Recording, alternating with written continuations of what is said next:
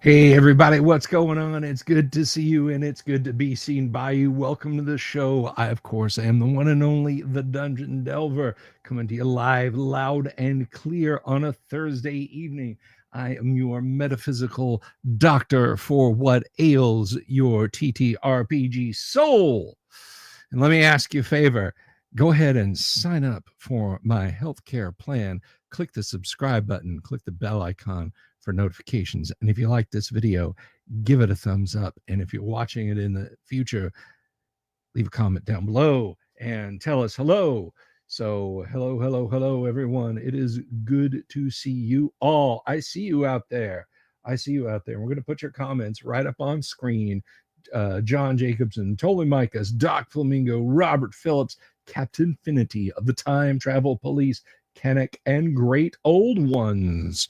And I'm sure there's more you fine people lurking out there, whether you're watching us over on X or right over here on YouTube. Drop a comment and say hi. I promise we don't bite much. But anyway, David Mills, good to see you. Hello. They're only the best, Jason. They're only the best. Tonight, I'm excited. At 7:30, Jeff Talanian will roll in hot, and we are going to blow the lid off of what went down at EGGCon 2025. That's right. Don't go anywhere. Don't get up to change the channel, because Jeff's going to be here very shortly. Can I use some bronze? Can you see me? I can absolutely. Gonzalo is watching me. You are all watching me, and I love you for it. Guys, let me tell you what. Tonight's live stream is brought to you by me. It's brought to you by the Dungeon Delver, and it's brought to you by all of the cool stuff I can offer you guys. If you look in the video description down there, you can get yourself a Dungeon Delver t-shirt with some absolutely gorgeous artwork by the one and only Tracy Lesh. He designed our merch. It is absolutely fantastic. It is old school cool, and he gave me such a great tribute by designing it to look to resemble, to harken back to his original box art that he did for Dungeon, the very first issue of Dungeon, very first production release of the Dungeon board game. Tracy did the art for, and he brings that vibe back, and you can get it in t-shirts, vinyl prints, stickers, mugs, hoodies, all kinds of cool stuff. You should absolutely get yourself some of that merch, and it is down there on the links in the description below. And also folks, let me tell you what, if you're watching this live stream and you've been watching for the past few months, you know we have an absolutely superb piece of software that, let me tell you something, I'm just going to just say it straight up. It is the best first edition 100% rules compliant character creation software. Not just character creation software, because I'm going to be honest with you. I'm going to be 100% honest with you. You can go out there on the web and you can find character generators for first edition. You can find an abandonware copy of Dungeon Master's Assistant and download that and run it through DOSBox and jump through some hoops and try to get it to work, and it probably will. But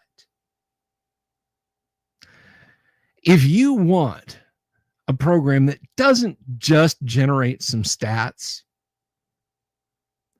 maybe lets you choose a class, if you want a program that manages your character, that is, you take a character from start to finish, milestone leveling, add XP, subtract levels, age them, and watch their stats change appropriately. Are they human? Do they meet the prerequisites? Dual class them. Are they a half-elf and they meet the prerequisites? Dual class them into thief and then make them into a bard. Because guess what? It supports bards. Is your DM one of those people who likes to tinker with psionics? It'll check to see if your character is psionically endowed. Buy equipment, sell equipment. Well, we don't have the selling equipment. Sell gems and jewelry. Add treasure. Change stats, change alignment. And you can print your character out in text form or in HTML. Both file types supported. Guys, it is hands down the best character management software that exists out there today. Period. None better. None better. And it can be yours for $25. That's right. You know what? I tell you what. If you're watching this live stream right now and you don't have a copy of Crom, by the way, new version just dropped yesterday. Right now, during this live stream, not during the restream, not if you're watching it a week from now, whatever, you got to be out there in the audience watching. Shoot me an email. There's my email address, bsylvia@gmail.com, and I will give you $5 off of Crom. That is a 20% discount, guys, for arguably the best piece of software you will ever see for managing a first edition AD&D character. Guys, this supports everything. Buy all of your equipment. Maybe you're asking me, Bill, what if I've got a high level magic user that I want to create, or a high level illusionist? What about their spell books? Guys, it will generate your spell book for you. It will generate your character's spell book. I mean, you got to love it, man.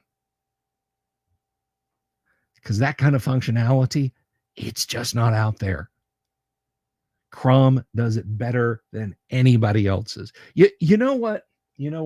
I'm rambling on about this. And what is it they say? Show, don't tell. So why don't I show you guys? Well, you know what? Let me get the latest version. Let me snag that latest version real quick.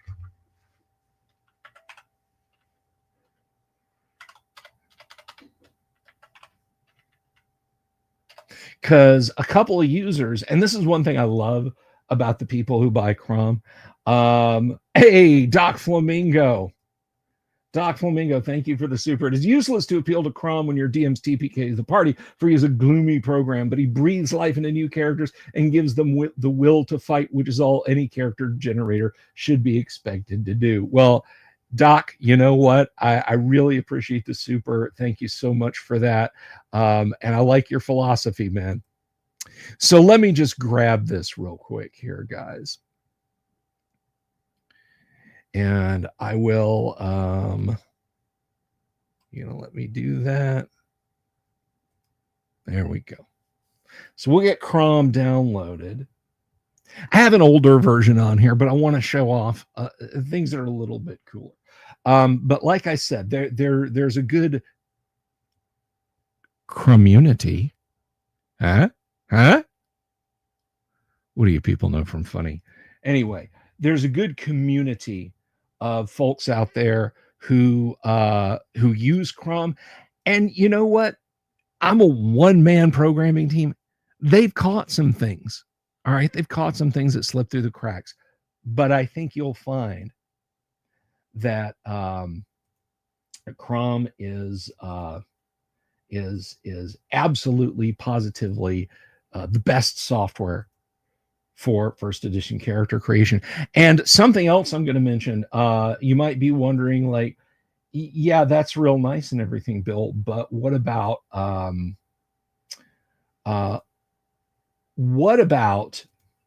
if, say, I've got an older legacy machine?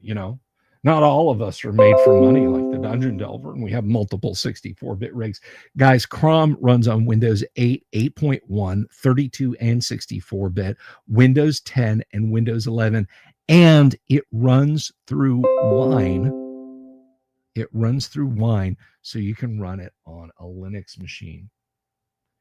So honestly, again, it is phenomenal. And I'm going to show you guys just how phenomenal it is. Let's see.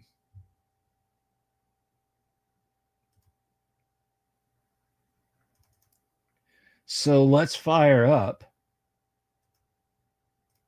Chrome, and I will show it to you guys in all of its glory. We can test this out while we wait. John Strain, good to see you. Hello. You know what? Let's make this a little bit bigger for you guys. Let's do some let's see, screen text. Amber. I'm feeling like Amber text is the way to go. And we will let's to our font. We'll make that a little bit chunkier. Okay. And so let me show this to you guys. And the 9 clicks that I have to perform. So, Doc, I appreciate your super. We're going to slide that out of the way real quick. So here's your starting interface to Chrome, guys. From right here, create, load, or quit. We're going to create. And it's got your 4 standard AD&D methods, and also it's got a manual entry mode. And that's not just so you can create your super character with all 18s. Guys, if you have a beloved character from back in the day, that character sheet is as thin as tissue paper now. You know, it's practically see-through with a number of erasures and grease stains and that sort of thing. And you want to keep that character in perpetuity, but you're a little worried about that paper character sheet biting the dust, and you want a digital backup that's not just a scan. Maybe you want something that's a little clearer, a little easier to see.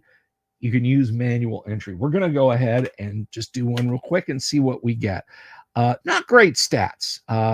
Strength, intelligence, wisdom, dexterity, constitution, charisma, 13, 12, 15, 13, 10, 14. I'll tell you what, let's do a human. We have selected a human.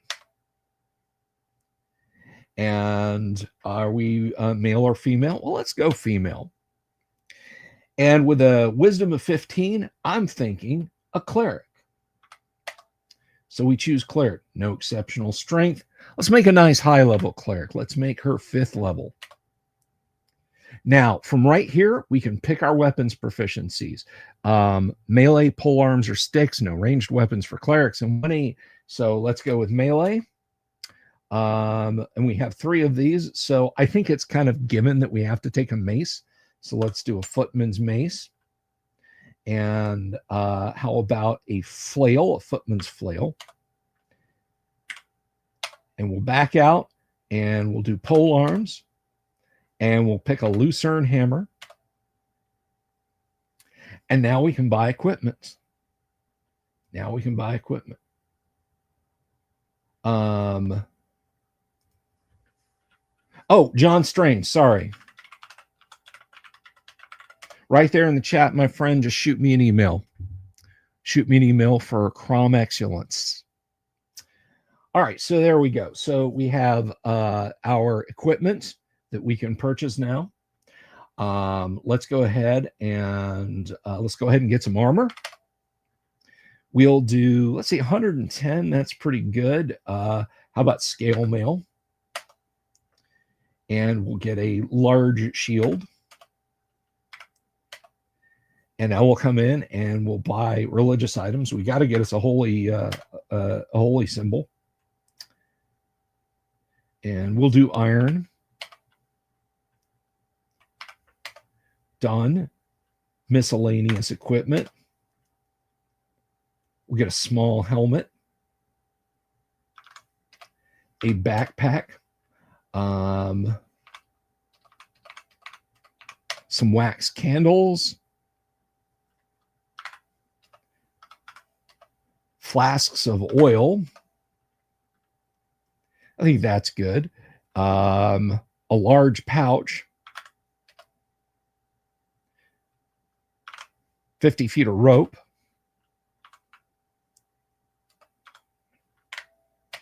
couple of sacks,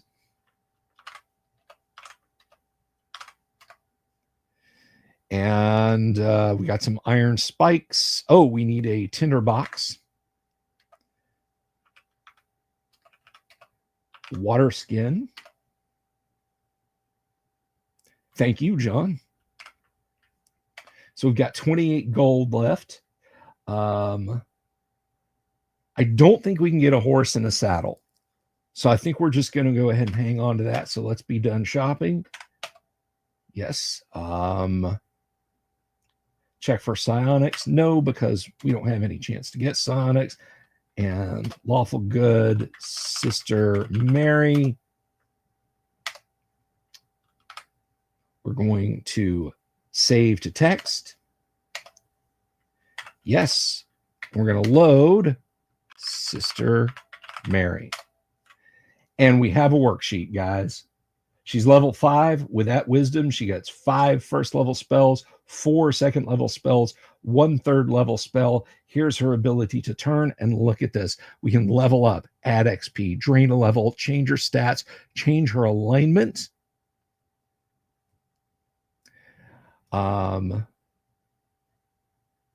Check her money, gems. She can't dual class. The option's out there, but it won't let us. Weapons proficiencies, purchase, age her, save the character in a new format, or just quit out. So we've saved it as text. Let me show you guys the character sheet.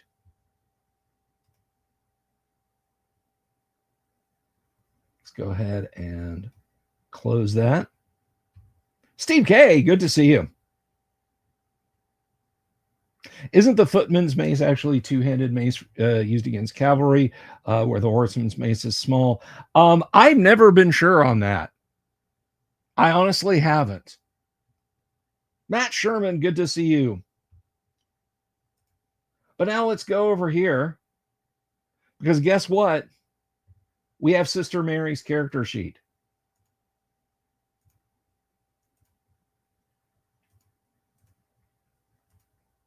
Right here in glorious notepad. There it is, guys. Strength, intelligence, wisdom, dexterity, constitution, charisma, hit points factored out, saving throws, the turntable, the table for turning, the coins she's got. She's very encumbered. Secondary skills. She's a net fisher. She's not a book spell caster, so there's no spells listed there. Remember, as a cleric, it's up to you to choose. The program won't choose for you. If you're creating a magic user, it would plonk down all the spells in your spell book. But guys, it's that simple. I ummed and ahed and thought about things, but honestly, if you're in a hurry, you can create a character with Crom in about 5 minutes. Equipment purchase included. You can load a character and level them up or drain a level or do whatever in less time. Is Crom worth your time? Is Crom worth? Only you can answer that question. I happen to think it's pretty damn good. So that is today's sponsorship, is me and Crom. And I missed a lot of fun comments.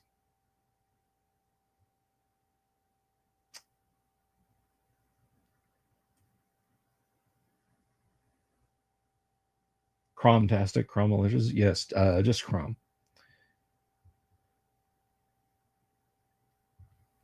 I have a German restaurant that has a, I went to a German Chinese restaurant not too long ago. Good food, but an hour later I was hungry for power. Matt, if I didn't say hello, but I think I did. So you got 2. You got a spare one to keep with you.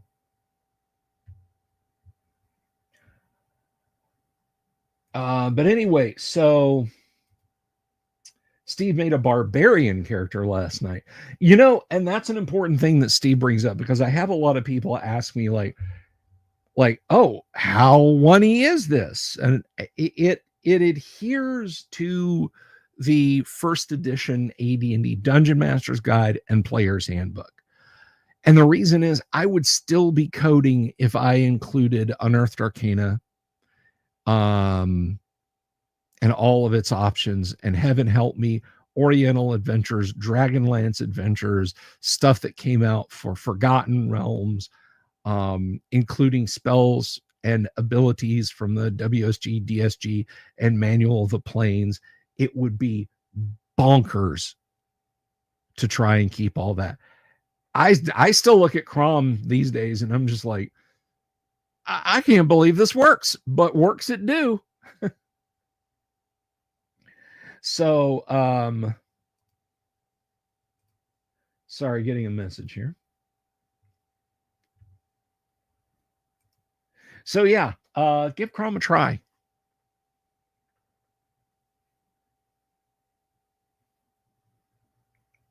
You're drinking dark beer to boot. Well, there you go, Steve K. That's how you do it. Ale or stout.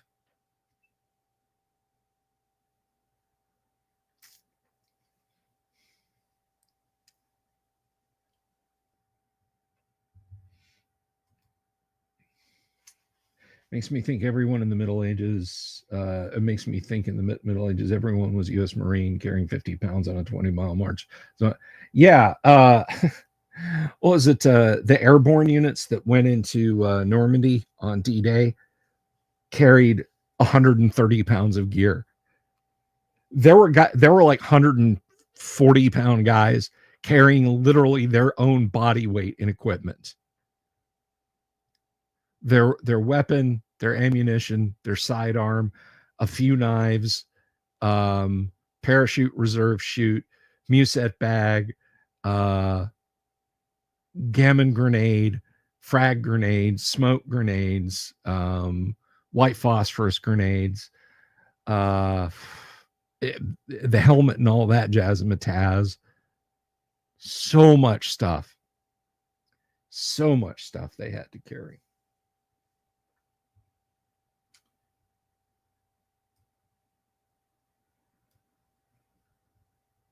And a lot of leather and wool. Absolutely. By the way, folks, if you are going to purchase Crom, if you're going to jump on that $5 off, when you ping me, use the code Delver. Code Delver. Type Delver in your email for today's discount code, so I know to take that off. And that is today during the live stream only. Like if you're watching this at 1:00 tomorrow morning, I'll know.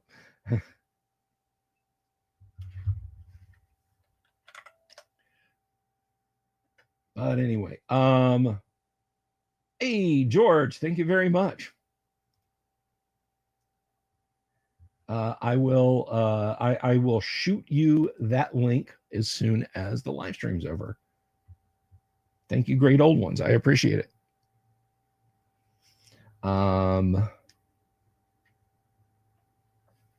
Yeah, no doubt, Michael.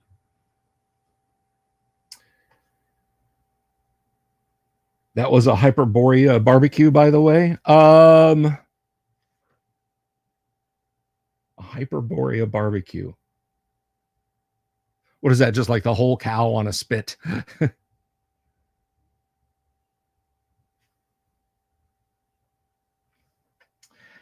All right, let's see here. Let me see. Oh, so yes, TCC. Jeff will be here in about 10 minutes. He was delayed a little bit. Well, no, let me set the record straight. Jeff said 7:30 that he had something come up, and could we do it on 7:30? And I said absolutely. And then I programmed 7:00 into StreamYard, and I messaged Jeff like 10 minutes before the show started, and I said, "Hey, we're on in like 7." And he was like, "I'm just getting home. I told you 7:30." And I was like, "You did tell me 7:30. That's exactly right." So Jeff will be on in just a few more minutes. And that's on me. I apologize. Speaking of guests, Saturday, I am actually doing a live stream Saturday evening when I will have DM Zane and Dungeon Damsel from the Dungeon Damsel live stream YouTube channel. Actually, they do more than YouTube. You guys will see the links, but they're awfully nice people. And I thought I would drag them kicking and streaming on my show for a little bit of collab. So we're going to do that on Saturday. Assuming my vocal cords hold out, because tomorrow night we're going to be playing Gamma World. We've got the whole fam back for Gamma World, and I'm looking forward to that. So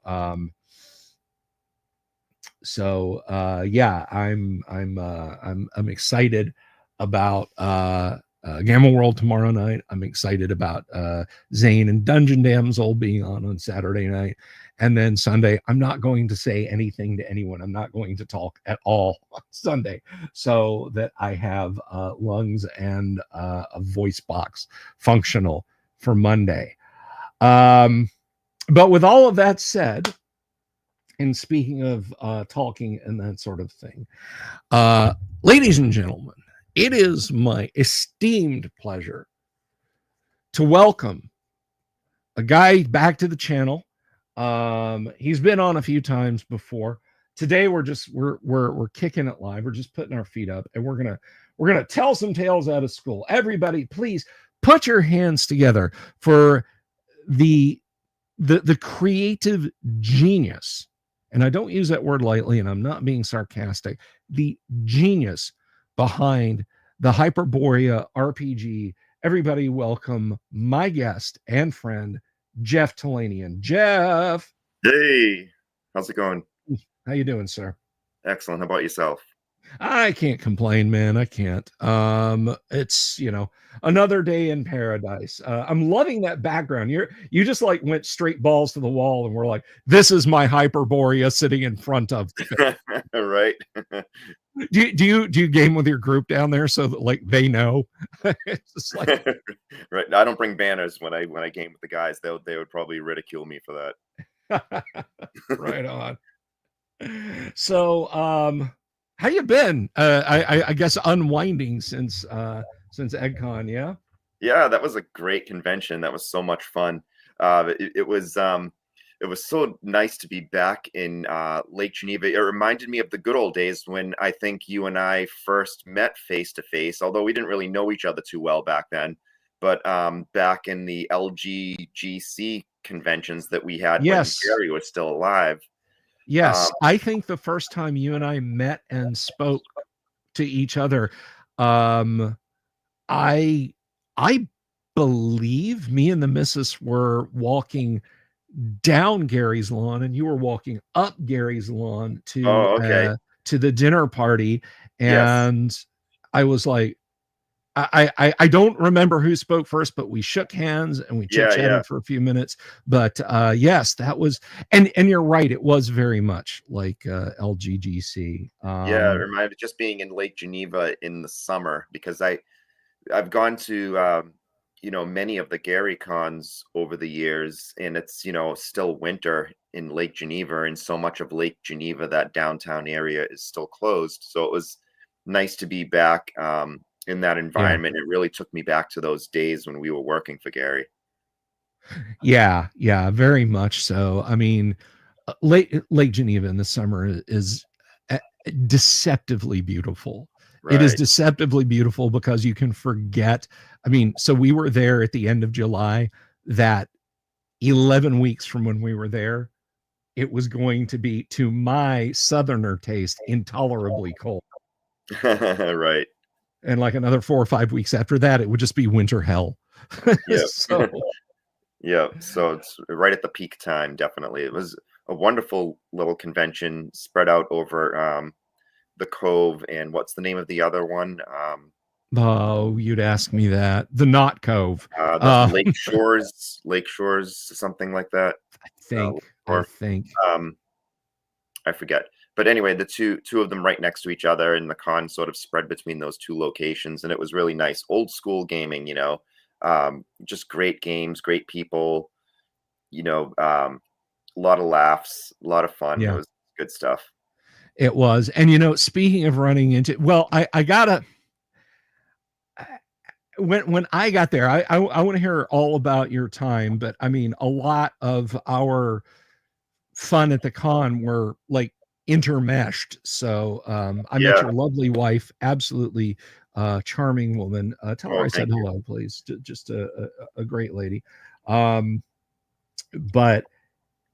so I got there. Alan Hammock and I flew in. We got picked up. Eric arranged for some transpo for us, and we drove up from Chicago. And all because of Culver's. We stopped and got dinner at the Culver's right across the street there. And we're like, okay, let's get a bite to eat. And it was just the simplest thing. I wanted a burger and fries. Sure. And it took them forever. So by the time we get done eating and we stroll over, it's 8:05. So registration's closed. Yeah.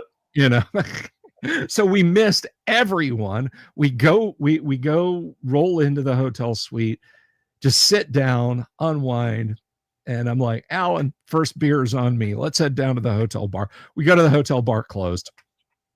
Oh yeah, because it was a Wednesday night, right? Yeah, it was 9:00 on a Wednesday night. So it's like we were out of sync for a little bit, and then the next day, I see you and your wife in the lobby, and I guess I'll let you take it from there because I think I might have saved your game, right? Because you had the wrong. You absolutely did. So go ahead and tell that story. It was so funny. So for the viewing audience, I had intended to sign up for a Bills game, but something went wrong with my sign up, and so I intended to do it again, a few days later, but then in my addled mind, I somehow changed that in my brain to I already signed up for it. So I just assumed that I was signed up, but I wasn't. So then that's why I got in touch with him and asked him, hey, mind if I crash your game? And at the con. And then so there was the whole so Bill didn't know what time his game was or what day it was. He had the wrong day. I thought my game was on Saturday. Right. I honestly thought my game was on Saturday, and I'm like, yeah, Saturday, no problem. And Jeff's like, it's tonight. However, you gently informed me that my game was that night. Right. So, and then we pulled up tabletop events, and oh yeah, there it is. Yeah. I mean, in my defense, when I went looking for my events on the tabletop.events website, searching for all kinds of criteria, I could not find my games. If I went to my email where it confirms that you've created a game and clicked that link, it took me straight there. But I had signups for both of the games that I ran. Yeah. So it was clear that other people could see it. So I don't know why I couldn't find it, but I was more than happy to fit you in. And I was really, really, really glad that we got some gaming time together. Yeah, we had a lot of fun. I was the master cartographer of the game too, using a whiteboard and not using as Bill was describing, here's a 20-foot by 30-foot room. You go down an 80-foot long hallway, and there's a door on the right, 50 feet up. I was just freehanding it with no sense of scale, but it worked well enough for the group. Exactly, it worked, and I would say in D&D terms, that is probably how most mappers, like if you're walking along in a dungeon and you've got a cartographer, you've got a link boy holding up a lamp. That's swinging with every step, and the cartographer has got a bit of parchment, and then you guys meet back at your stronghold or the inn, and he puts this out. It's like, Sir Cedric, I did not realize the dungeon was banana shaped. You know. I know, but if you think about it, though, if you have someone, a member of the party that's supposed to be doing that, like have a piece of parchment, and they're the ones mapping the dungeon as they're seeing it. They're not working with a piece of graph paper like we have today. They're just sort of looking at a hallway with, maybe there's a couple of doors on the right, and then the hall branches off to the left at the end. They're not looking at it and saying, okay, this is 80 feet. Now this is 30 feet this way, and filling out squares on a piece of graph paper. So you figure that they're just sort of, they might even be making just lines on a map, not actually drawing a hallway, or maybe making something that's more like a flow chart, right? Yeah, exactly. Like, did you play text adventures back in the day? No. Like Zork, that's it. Zork, yeah, I didn't know what you said. I thought you said Texas Adventures. I didn't know what that meant. Yeah, Zork, yeah. I loved Zork. Zork was, in fact, I made my own Zork game in high school. We, in my computer science class, we were coding in BASIC and in Pascal. And so I was my project that I was doing all year, I was making my own Zork game. And I was basing it off the Sinister Secret of Saltmarsh that you sort of started at that house. And I was using that as my source of inspiration when I was in high school. Nice. That's excellent. And that's a good, I mean, if you were going to convert a TSR module into a text adventure, that is perfect, because there are many text adventures that are haunted house. Sure. It's like you get locked in somehow, and that's it. But well, in the instruction manuals for Zork and what have you, they taught you to map by doing a flow chart. Don't worry about lengths of hall. Right. Because you go from location A to location B. If there's a 50-foot hallway and they describe it as such, it's a separate location itself. Otherwise, you just get a cascaded text that says you walk down the long hallway to the north. Exactly. And then you have your choices of the 3 things that you're going to do. And and go a north, get sword. Yeah, I had a blast with those. I love the cover art on them too when I was young. The boxes that I've actually got,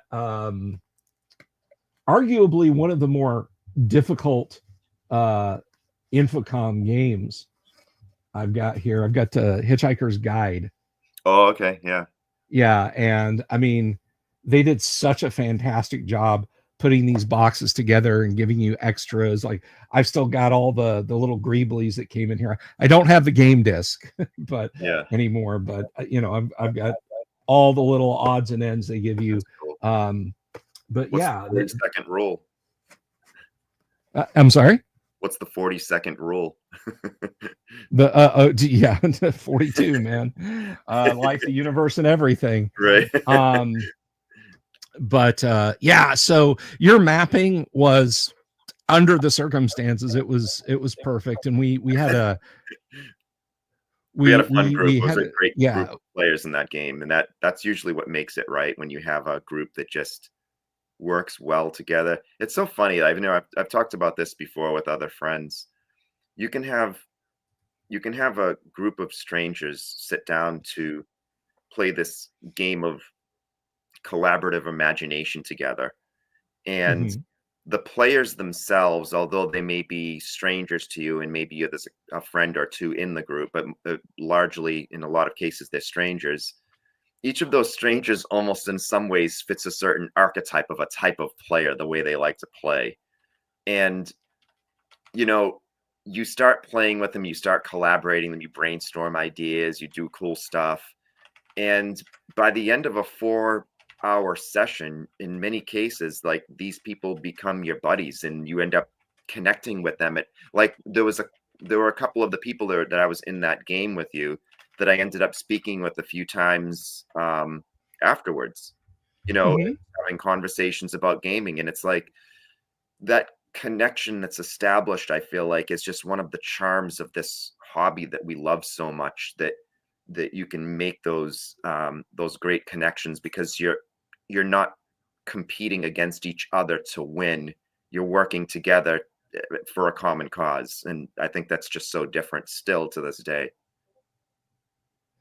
You know what? You're so right. And I talked a little bit last night. I was on with Dunder Moose last night, and we talked about just that, the connections you make with people, and what a wonderful thing this is to that, you know, brings people together.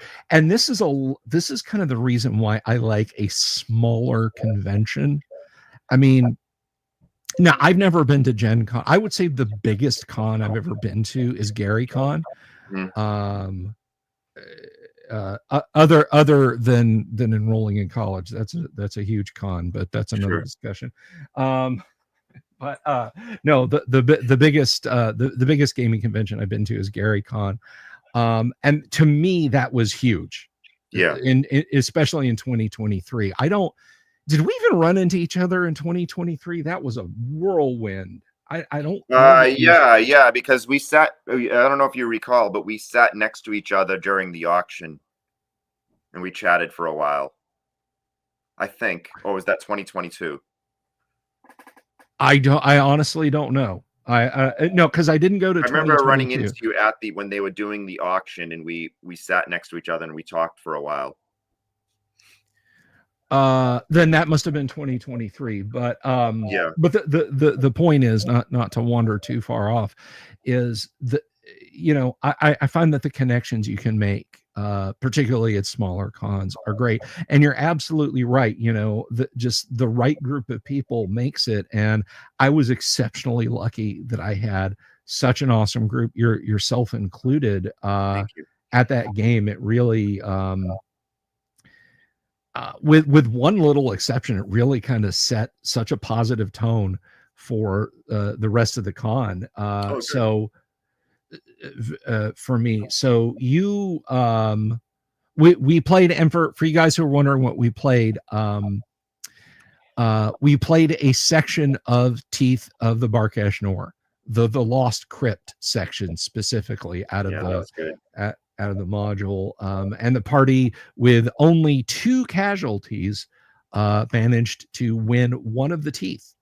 Yes. I had one of the teeth in there, and they got that, and I think we had at that point we had like run up against 11 o'clock or whatever it was. Yeah. So there was they were like, we got a tooth, we're out of here.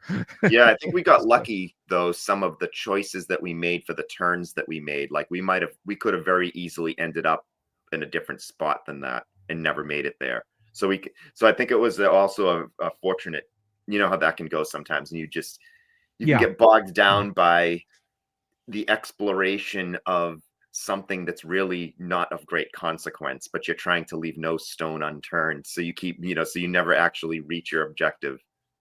Yeah, and there, to be 100% clear, and I don't know if you've owned Lost Crypt or looked through it, there's a section of rooms off to one side that you guys completely avoid. It's like you go right into these little, for lack of a better term, apartments, and they're death traps.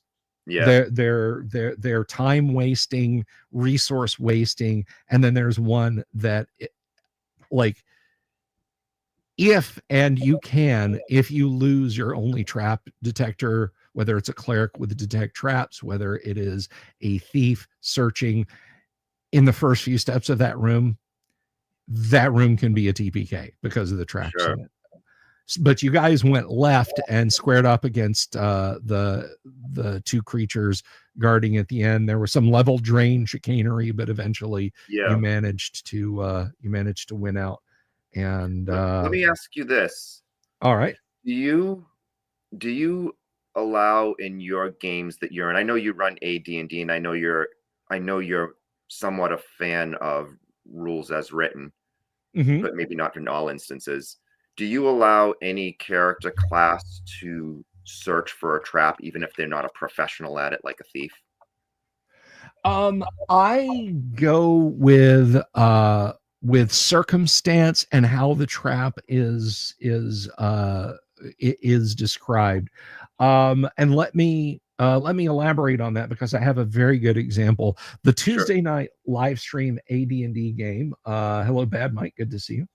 The Tuesday night live stream AD&D game. The party is in A2, and they've Okay. gotten into the treasure vault of A2, which is itself a puzzle because it's behind a 10-foot thick stone wall. Yeah. And the only way through is a 1 foot by 1 foot by 10 foot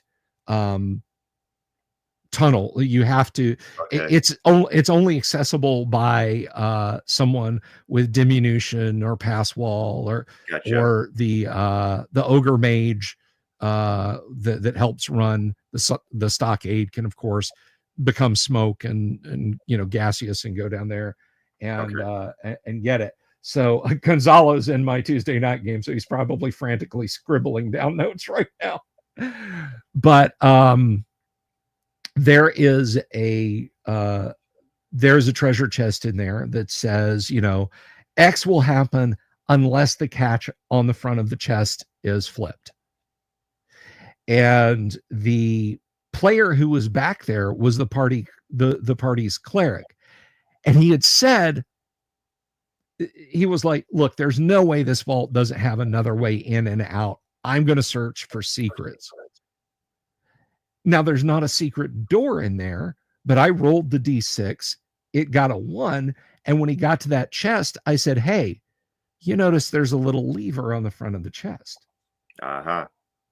Because it doesn't, the description, I mean, I go by the book. I will adhere to rules as written, but the description doesn't say the catch is hidden.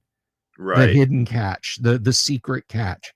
I said, right, you notice that it's small enough that you want to treat it almost like a secret door that unless it's being searched for, it's not readily apparent. Right, exactly. So, I said, one of the iron studs is worn a little bit shiny. It looks like maybe it swings to the left and right. And he said, okay, I'm going to push it. I'm going to push it with the end of a dagger. I said, you hear a click? And he went on to open the chest, and nothing terrible happened. So in that circumstance, yes, if it had said there's a poison needle in the lock, that's a case where no, I would not have let a secret doors check find it. That is right. That goes back to, this is the purview of a thief. Sure. And another exceptions to that, though, and if someone is searching around on the floor and they're not a thief and they're saying, I'm looking to see if there's anything on the floor, and there happens to be a tripwire there, I may allow them to discover such a thing without necessarily being a professional at it, such as a thief is. Sure. And my Monday night group is going through G3 right now. And if you do hit and run without getting deep in and really taking down a lot of the opponents, they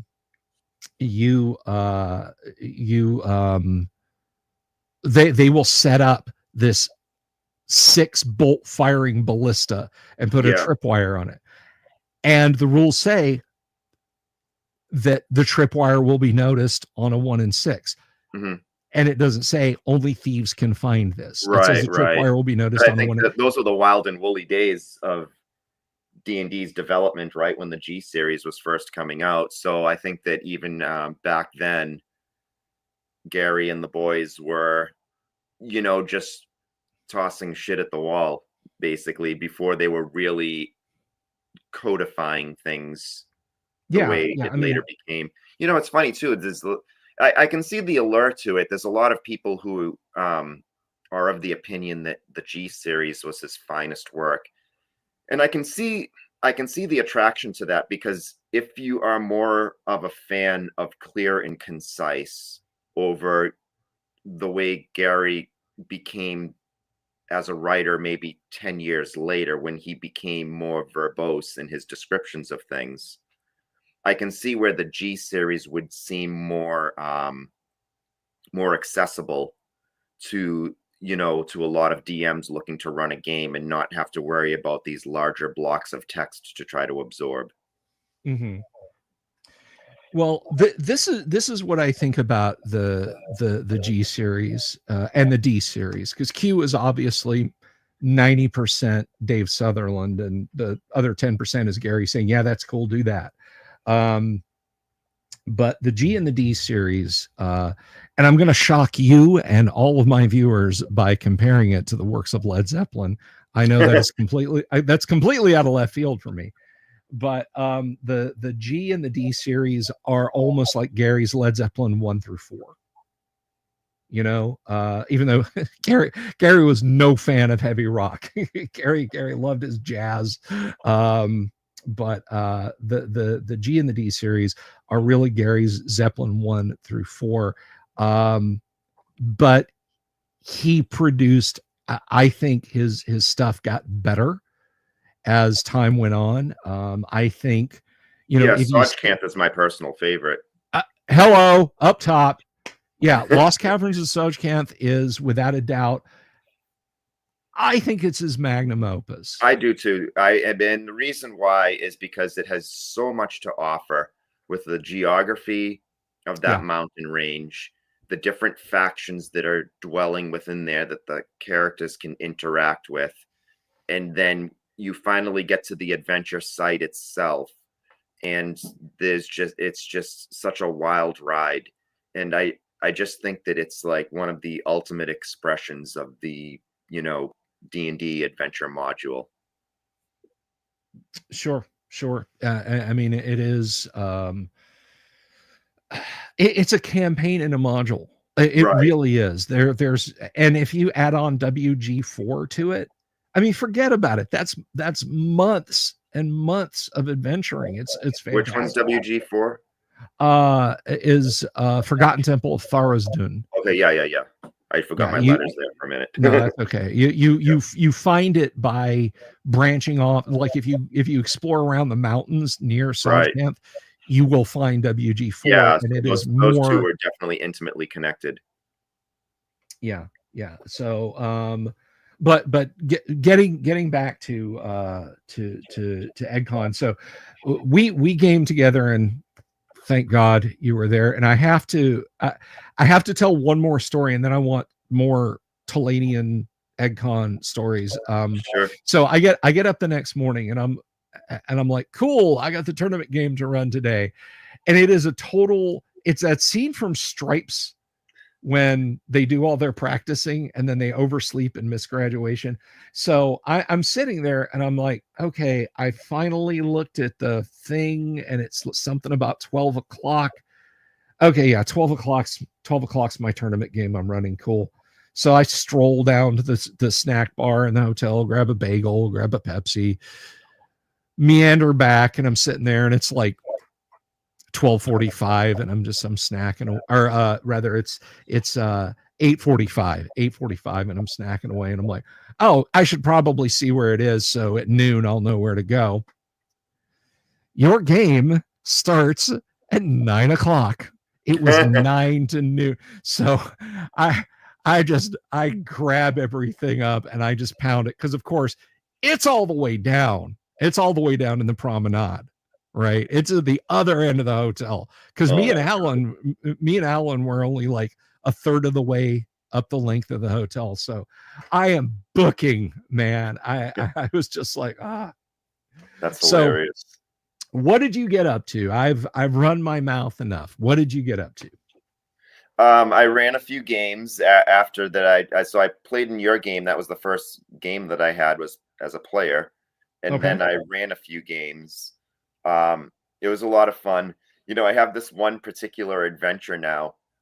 I think this was maybe the 6th or 7th time that I've run it, and it's been a TPK every time. So nice. It's like, it's particularly deadly unless the players are really smart. And so I was sort of like eagerly awaiting to see if this was going to be the group that either defeated the adventure, or if there ended up being a player or two who was clever enough to figure out a way to escape before they lost their lives. So that was a lot of fun. And so, you know, running the games, it's just great fun. You know, we talked about this already about how, you know, you just develop this camaraderie with the other players. And so it was nice. And actually, you know, the funny thing is my hotel room was right next to the location of where both of my games were. So all I had to do was step out my room and it was right next door. So that worked out really well because I didn't have to worry about, you know, sometimes you can be at a con and you can be, you know, your game is a million miles away and you're like, oh, yeah, I got to get there before I'm too late. Yeah. But it was a lot of fun. I really had so much fun there. I had a lot of fun walking around that downtown area and going to the different restaurants. We had that night. I'm sure you remember when we went to the Rathskeller. Rathskeller, yep. Yeah. And so that was an old speakeasy that people used to go and drink at during Prohibition. Now, I talked to a few people there, and I don't know if you had heard this as well, that they said that there was rumored to be a secret tunnel somewhere in that basement in case the place was raided by the cops. And but you know, I couldn't, you know, no one could confirm, you know, where that may have been. Yeah, I guess we should have tried to find secret doors, but I was too busy stuffing my face with free food and drink. Right. Or just have an elf walk around and automatically detect it. Yeah, exactly. But no, Rathskeller was actually one of my first house rules back in the day. I couldn't stand that rule. I couldn't stand the idea of it. I was like, there's no way. After a while of it happening in my games, I was like, there's no way. Everyone has to tell me that they're searching for something. They can't just get it for free. And now it's become a staple of 5th edition D&D, in which they have this passive perception skill that you can just do things without ever stating that you're doing them. Oh, 5th edition. Anyway, but yeah, keen indeed are the eyes of the elves, and Jeff's like, not that keen. Right. But yeah, so Rathskeller was a lot of fun. Food and drink and meeting and seeing so many people. You know, I think you ended up anchored on the corner of the bar, you and your lovely wife again. Yeah. And that was a fun evening. And by the way, anybody that's watching this maybe don't like, big huge ups to Heidi and Eric. They really made it a special event. I felt like really half the con was in the basement of the Rathskeller, it seemed like, but it was it was so much fun. Yeah, big kudos to Eric and Heidi for EGGCon. It was really a lot of fun, and it was you know, like I said, it reminded me of the old days of gaming in that town back when Gary was still with us. And you know, it's just a wonderful experience, and they did a lot to sort of capture that sort of that feel, that nostalgia of gaming back in those days.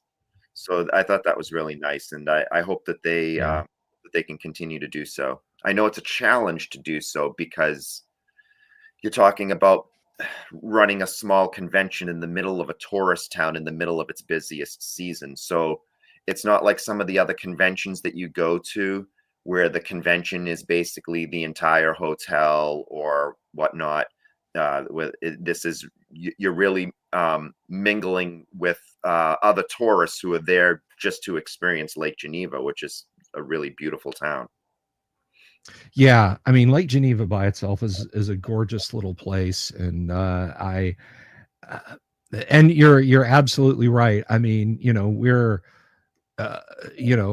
we're doing the convention thing and threading up streets to go to bars and restaurants and things like that. And here's like whole families, all they want to do is go to the beach, you know, and here's us bunch of nerds hanging out, being nerdly and doing nerdy things. Yeah. So did you have people like just out of the cold just walk up to you and say, what is all this about? Yes, I did. It was pretty funny. A few times. because there were times where I forgot to take off my badge and we were just walking around outside. And so a few times people asked, like, what's going on? What are these badges for? And I would explain it to them. And it was funny. So my buddy Joe Mack and I decided that we would go find the bench that has Gary's little plaque on it. There's a bench that overlooks the water. Right. And so we went and found it, and there was a gentleman sitting there. And we thought by the way that he was sitting there that he might have been a gamer. So Joe asked him, he was like, "Oh, are you here to see the, the Gary Gygax bench too?" And he was like, "No, what's that?" And so he told him, he's like, and so he asked who he was. He's like, "Oh, he was famous in this town. He created Dungeons and Dragons." Like, "Oh, really?" He was like, "Wow." He's like, "Well, you guys should sit here if you're into it. You guys." And he got up and was like, "Oh, no. It's okay. You don't have to leave." He's like, no. It's important to you guys. You should experience this thing." Really cool gentleman, So, Yeah. we sat down, and my wife and Joe and myself, and we took some pictures there. It was just really nice. Yeah. This was, let me see, 3 LGGCs, 2 Gary cons, and now this. So this was my 6th time being in Lake Geneva. So I did not go like to the Gary Stone, down there by the waterfront. I did not go to Gary Stone, and I completely forgot to go by the bench, and shame on me. So the bench, supposedly they dedicated the bench to him because it was a place that he used to go to sit down to read. It was his favorite spot to sit and read. So that's why they dedicated that bench to him. Yeah. And I was mostly kind of locked in, but I'll tell you a funny interaction. And this is one of those that, like, I look back on them like, did I really just have this? I was sitting in the lobby. I was waiting on some pizza. By the way, you probably were already aware of this, Jeff, but if you're staying up there in Lake Geneva, for a guy like me anyway, it's kind of expensive. It's a tourist town, and they're trying to get as many dollars as they can. So a couple of times, a couple of times I hit the Lake Geneva Social Club attached to the cove there. Good food, after tip, about $27-$28 a plate. That's just how it is. Yeah. But I cracked the code on Friday that the thing to do was to go to the pizza place, Gino's East. Oh yeah. And buy on the kids meal. Because you get a pizza this big around for $7. Right. And or $8, and then a buck of topping. So, I could spend $15 and have 2 meals, So, and you're getting free soda if you're a guest at the, special guest at the con. So, I was waiting on a pizza, and this guy sits down in the lobby of the, whatever it was, hotel, and Lakeshore, Shoreline, something shore, mid-shore, long shore. I don't care. Anyway. So there's these dudes, they're sitting there, and he's like, "Is there some kind of convention going on?" And I was like, "Yeah, it's EGGCon, Gary Gygax. It's for the guy that created Dungeons and Dragons. TSR, the company that made it, was located here." And this look of recognition and realization comes over the guy's face, and he said, "My dad used to work for TSR." No way. Do you know who the artist, I guess everybody calls him Diesel, is? I was like, "David LaForce." And he's like, "Yeah, that's my dad." Yeah. I haven't talked to him in a while. So I didn't get into a bunch of families. I was like, "Wow, I love your dad's artwork. I've had him on my live stream as a guest." And he's like, "Oh, that's cool, man. That's cool. I ought to check this out." So I think he stopped by. I'm pretty sure he was there at one point. Oh, no way. Yeah. Oh man, I wish I'd known. I see him at so many cons now that, it's just, we bump into each other, we chat for a while. His wife is lovely as well, really nice person. And yeah, we always shoot the breeze. He's a regular at North Texas RPGCon, which is another great convention. Yeah. And Yeah. you know, he's gone to GaryCon for years. I'm not sure if he's still been going. But he's also gone to TotalCon, which is in the Northeast. So I've seen Mhm. him around a lot of conventions. So we've had a great connection over the years. Great guy. Yeah, I really like him now. I ran into him in 2018 at GaryCon, and Mhm. I wanted his I wanted his autograph in my Dungeon Master's guide. And like he didn't autograph it, dude. He did like a full-blown Yeah, illustration of yeah, it. he did the same for me. I wish I had it near me, but it's 2 floors above me. I would show you. But yes, he drew an amazing picture in mine as well. I Yeah. still have my Dungeon Master's guide that I bought with my paper route money when I was a kid, and so I have many autographs in it, including Gary's, inside there, which is great. So I asked Gary if he would sketch something in it for me, and he's like, "Oh well, I'm not an artist. I can't draw." And I'm like, "Oh, I know, it's fine." I was like, "How about draw your favorite weapon?" And he says, "Okay." So guess what he drew? What? You give me a guess. Come on, Bill. Give you a guess. A pole arm? Of course. Of course. It looks sort of like a halberd or some kind of vulge or something like that. It's just funny because I was like, of course you drew a pole arm. Nice. So funny. So yeah, I wish I'd known. I talked a little bit to Jeff Easley. Yeah. He was very quiet guy. Yeah, he drew But I have a picture that he drew in my he drew a dragon in my Dungeon Master's guide. So then nice. Elmore did like a wizard. Oh I forgot a man, whole that bunch is of, yeah. that is that is so cool. Darlene did like like an Egyptian cat goddess. So I have a Nice. whole bunch of stuff on that thing. It's probably worth a fortune someday, you know. Yeah, yeah. Uh I've got two illustrations by Dave. One is in the Dungeon Master's Guide. The other is in Deities and Demigods. Mhm. And I can't remember if my autographed EDG has something by Jeff Easley in it, but I should probably have that Yeah. remedied if not. But so yeah, the merch floor was small, but I think Yep. it was still kind of nice. Yeah, it was cool. Um, but yeah, it was a lot of fun. Yeah. So you It was ran a great to bunch of stuff on Saturday then, yeah? Yeah, it was great to see Jeff Butler there too. He's a great artist. He did Yes. a lot of their like Marvel superhero stuff and Mm-hmm. Yep. Conan role playing stuff as well. You know, he did the art in those original Conan the Barbarian that were AD&D modules back in the day. Yeah. Conan So Unchained. So I'm sorry. those are some classics. Yeah, there you go. That's just Yeah. I don't know. Is this my no, this is not my autograph copy.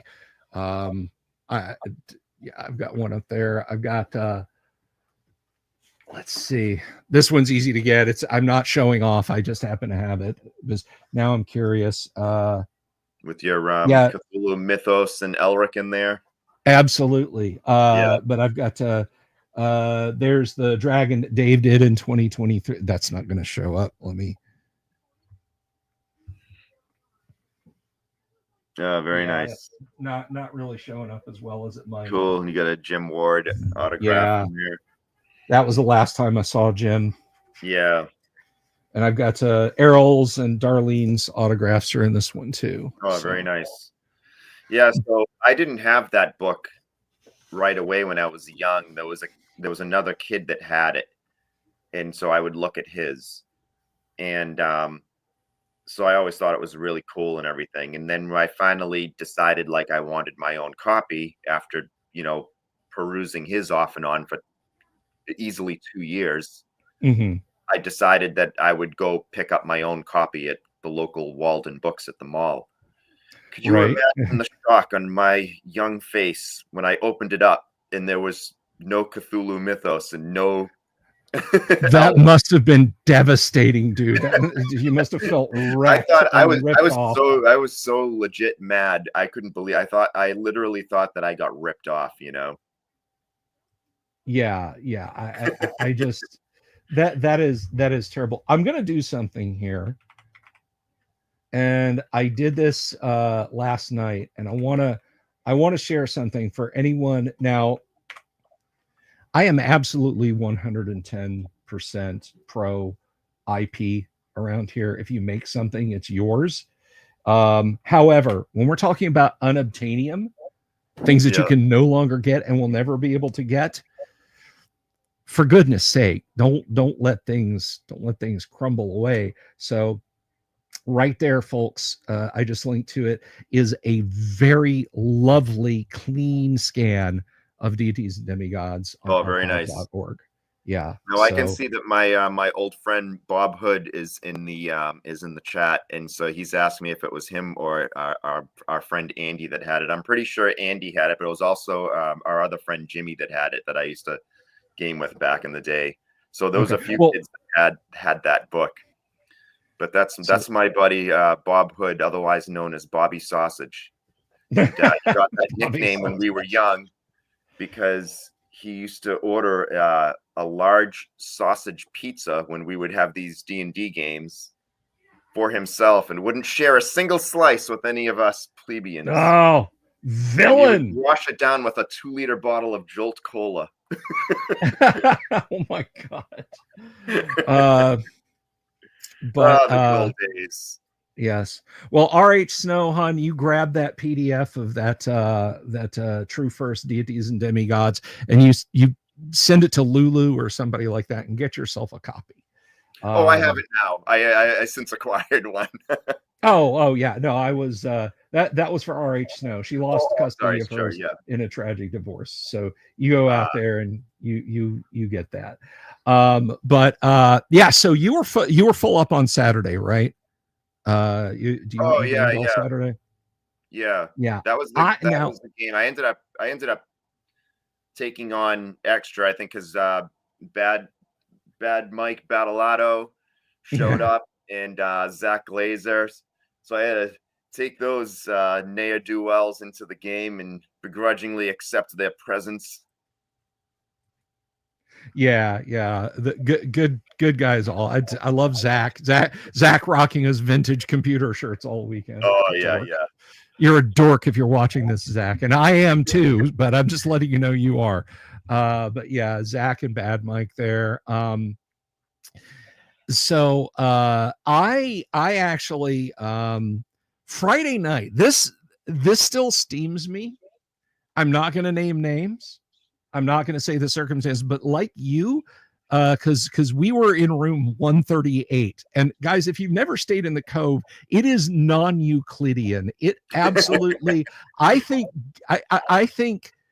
I'm not sure how old the Cove is, but if it goes back to at least the 80s, it absolutely explains why Gary's dungeons are designed the way they are.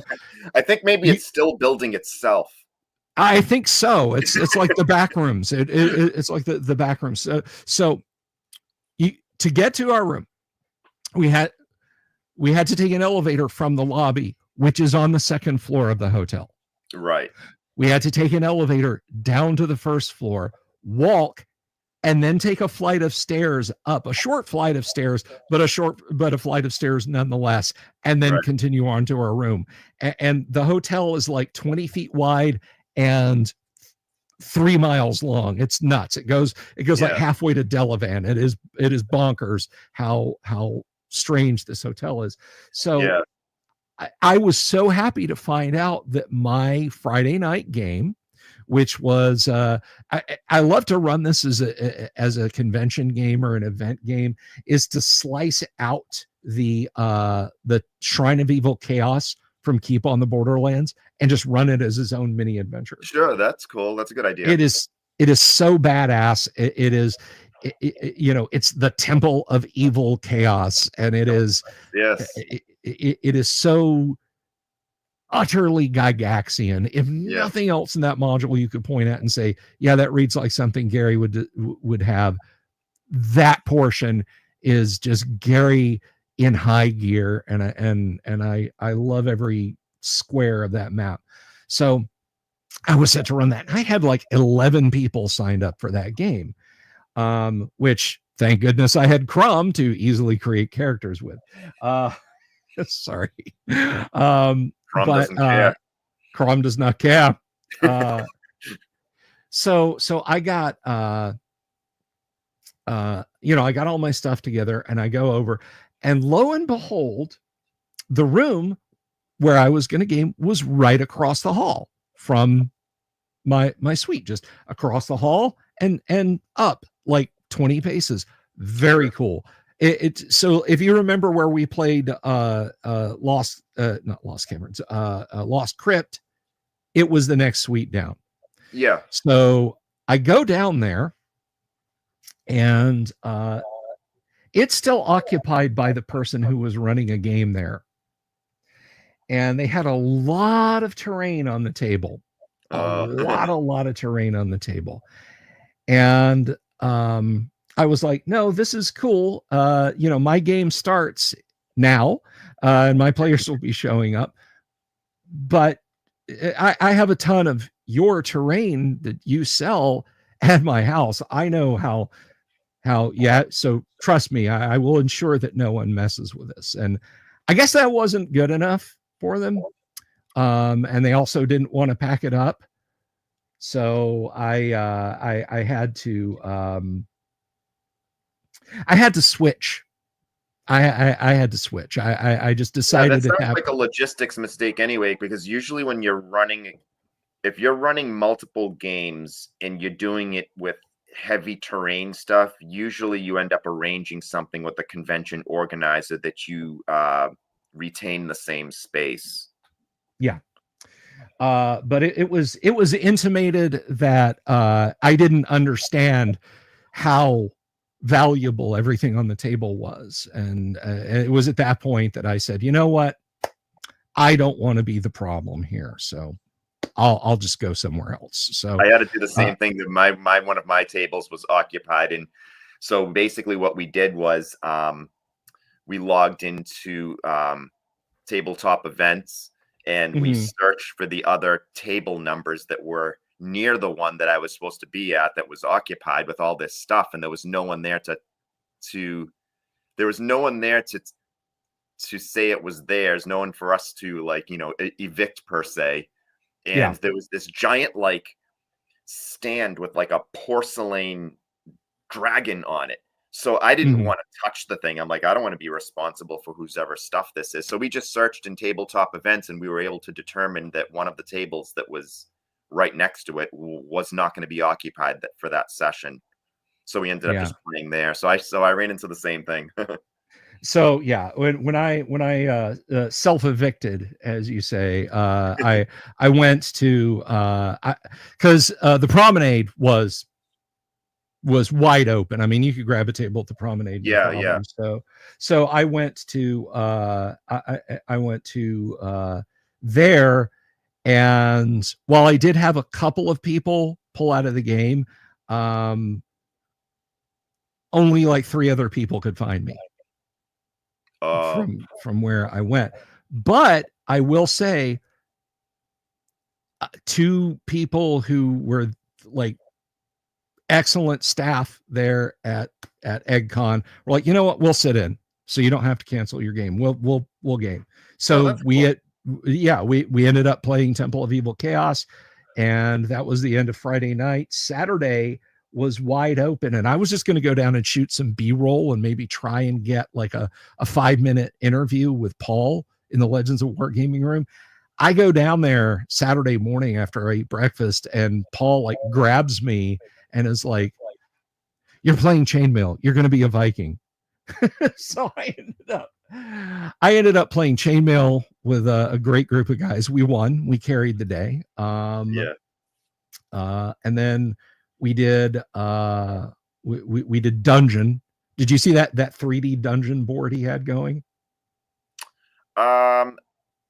Yes, I think I did. Yeah. So I think I didn't realize it was dungeon though.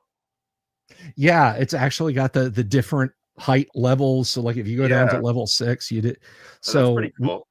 we played that, broke for dinner, and then Paul was running Alan Hammock's original notes for Ghost Tower of Inverness. Oh, really? Yeah, yeah. And so I got into that game. So like an entire Saturday Yeah. of gaming. And like I was like, yeah, well, I guess Saturday I'll just do whatever, you know. And then I stick my head in the room where Paul is, and he's like, no, you're gaming. So Right. so Well, my Saturday went go ahead. So for me, when I see something like that, I think like, oh, you know, I ran it so many times when I was young. It's not fun for me to do it because I know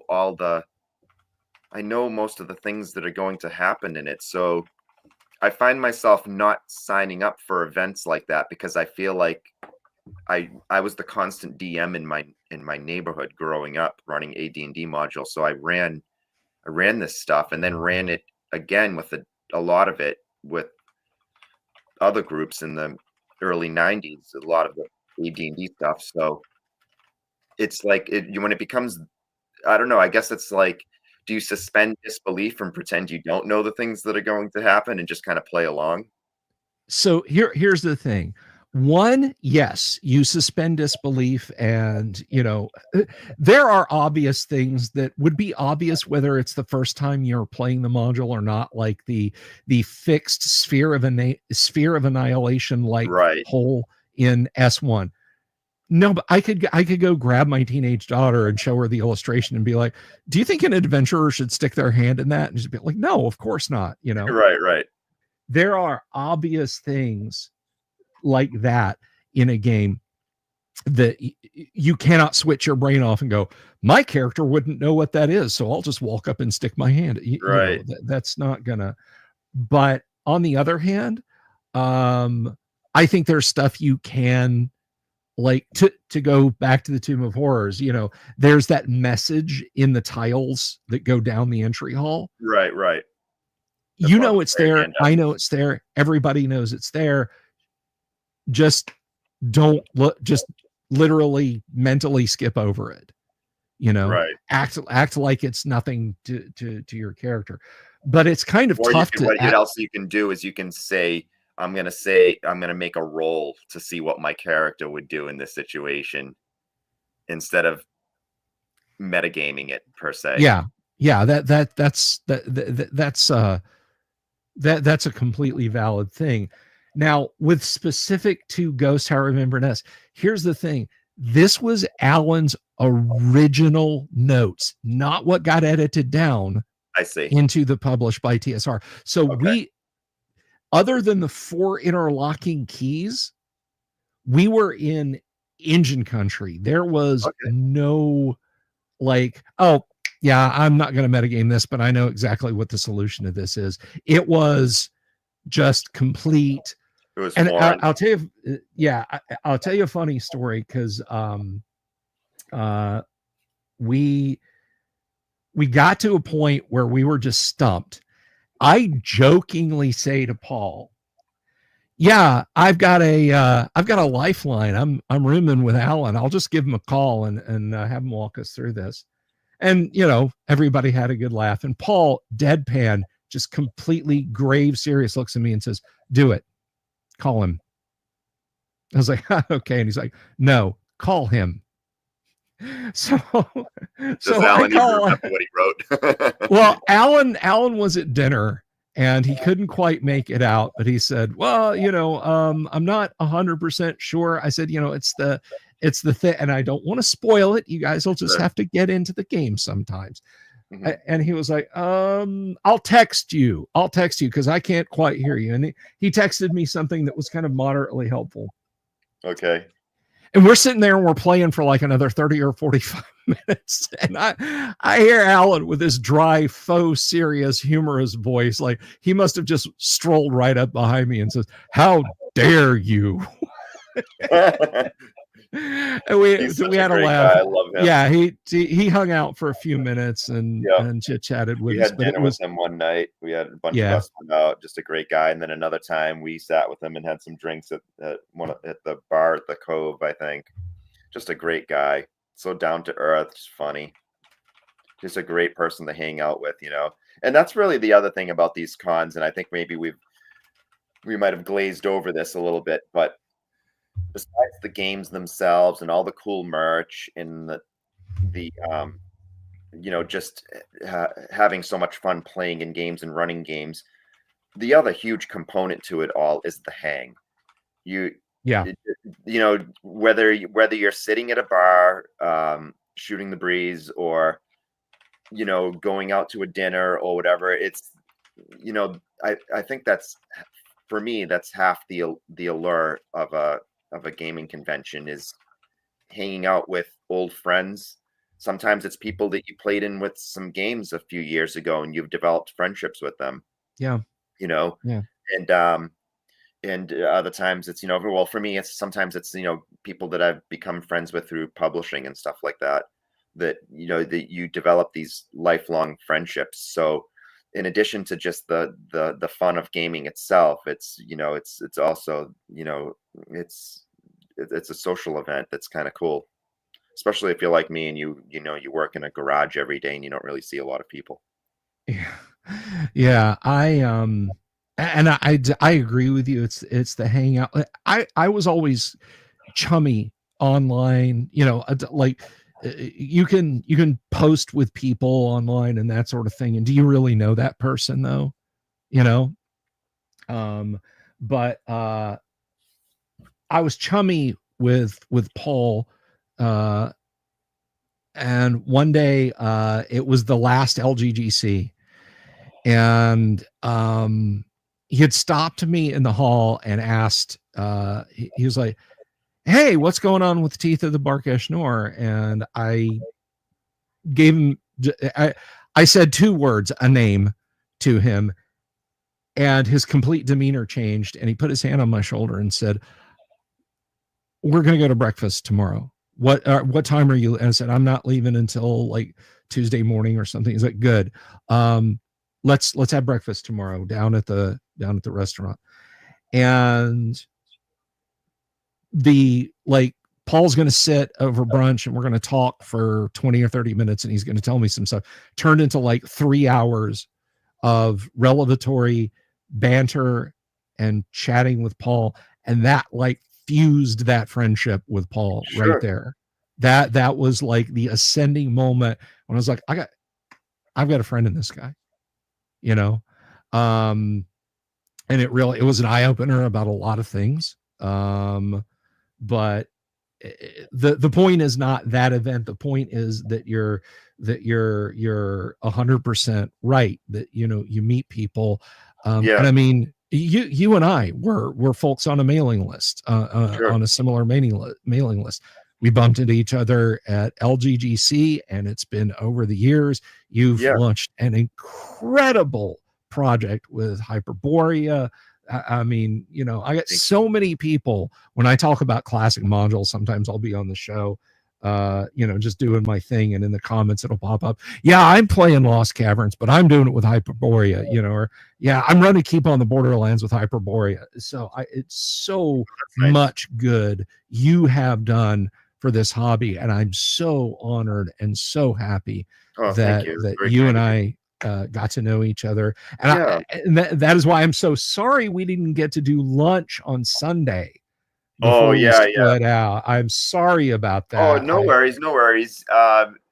You had a very special guest in your live broadcast, and I sat in and watched for a while and listened to you guys chat, but then we had to run. Yeah, and I had to, like, I saw you out of the corner of my eye. This was, guys, when I was live streaming, me and Harold Johnson we're talking, and like, cool, Jeff's over there, I'm gonna grab Jeff next. And Harold and I, this was gonna be like 10 minutes, Harold Johnson. And if you don't know who Harold is, by the way, guys, Hidden Shrine of Tamacon, Harold Johnson, Secret of the Slaver Stockade, Harold Johnson.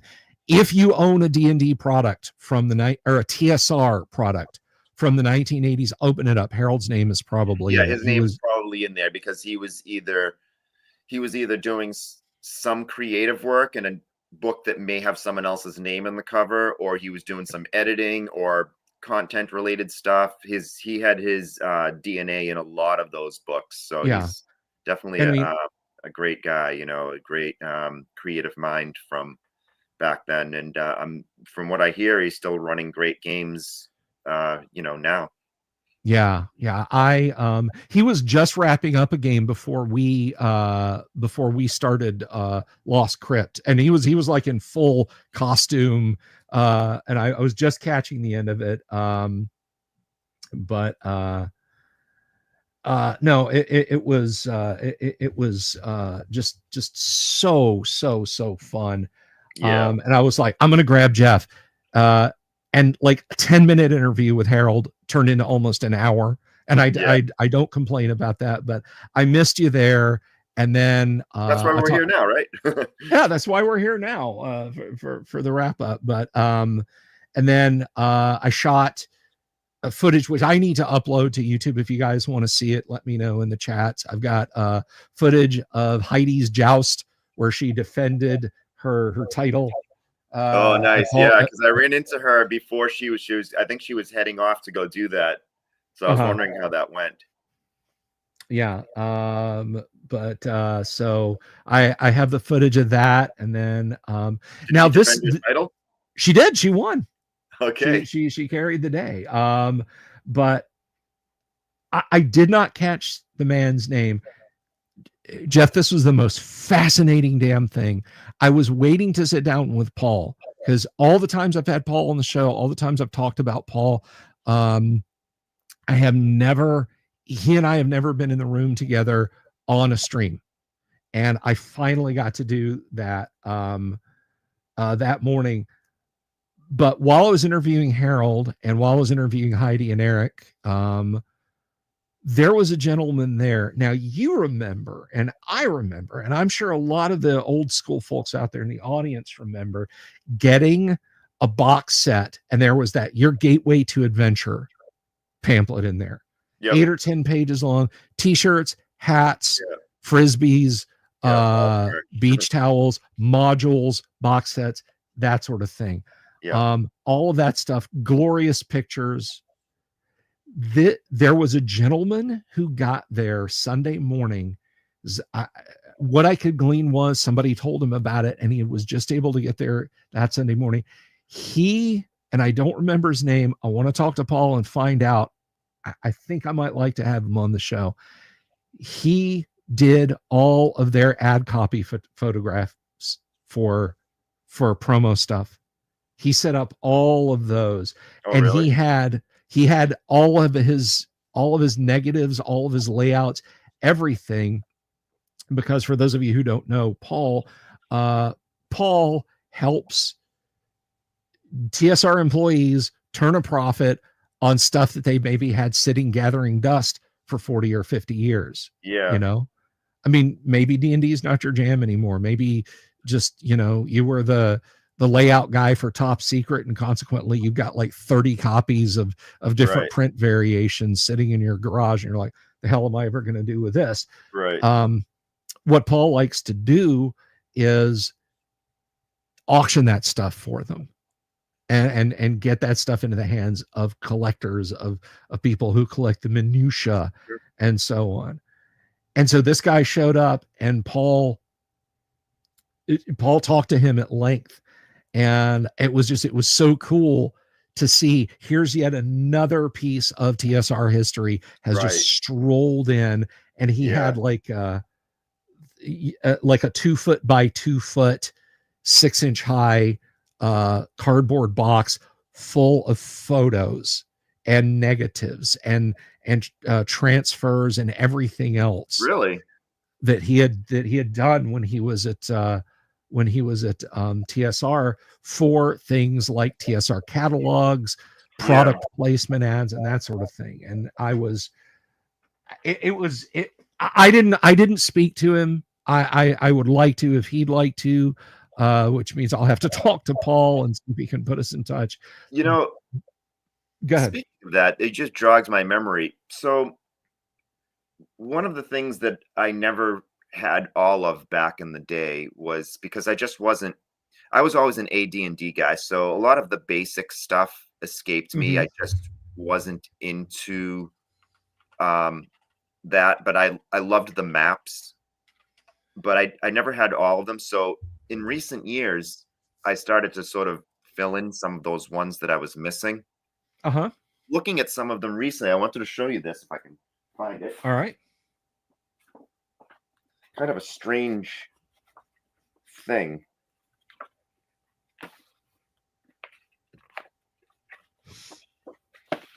Maybe I don't have it here. No, I don't. Okay, so I'll just describe it then. I thought it was in the stack of books that I had here. No So worries. what it is when I opened up this, it's one of those known world gazetteer books. They're all Gaz 1, Gaz 2, Gaz 3. Yeah. So when I got the book, it's not stapled, it's all loose Hmm. sheets of paper, and each one of them is stamped with a TSR address at Sheridan Springs, and it's property of the Sheridan Springs office. And each page is stamped with one of these. Wow. Wow. Very, So very you, strange. And I thought, like, wow, this is a weird, potentially collectible thing. yeah, you have an office copy. Hell, Yeah. I'd reach out to Paul. If I were you, I'd ask Paul about that. Yeah, it's not stapled. It's all loose pieces of paper, and it's almost like a strange library copy that they stamped every page, they stamped every map. That sounds exactly like that is an office copy. Like, Yeah, don't take this out of the office. This is right, for right. this is for doing like table reads if you're doing research and stuff like that. Yeah, or for sake of continuity, if someone else is developing the next gazetteer publication, that they want to have the office copy there for reference, you know. Yeah, yeah. That is really really neat. I haven't seen anything like that in years. Someone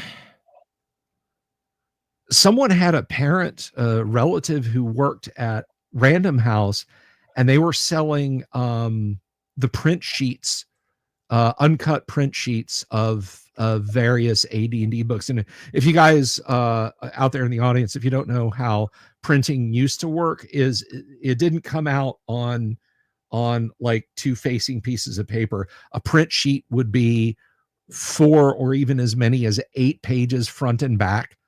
So like a whole book would be 16 pages. Right. That's why yeah, older books might have 1 or 2 blank pages in the back, Right. because they're not going to cut that down. They'll Right. bind it. And yeah, exact. RH Snow knows what I'm talking The about. Comes off of the signatures, drum. right, because the signatures had to be divisible by whatever the sort of print press that they were using. So that might be divisible by 8, or Yeah. even divisible by 16s.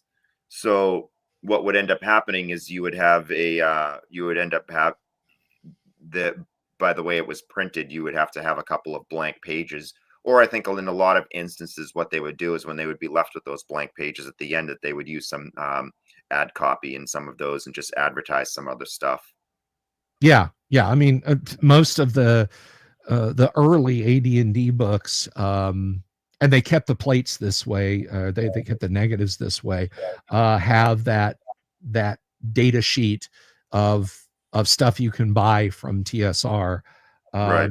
And I wonder, like in late print runs of the Monster Manual, if they had like people calling up the hobby shop saying, "Yeah, I want to buy a copy of Wizard War for $5."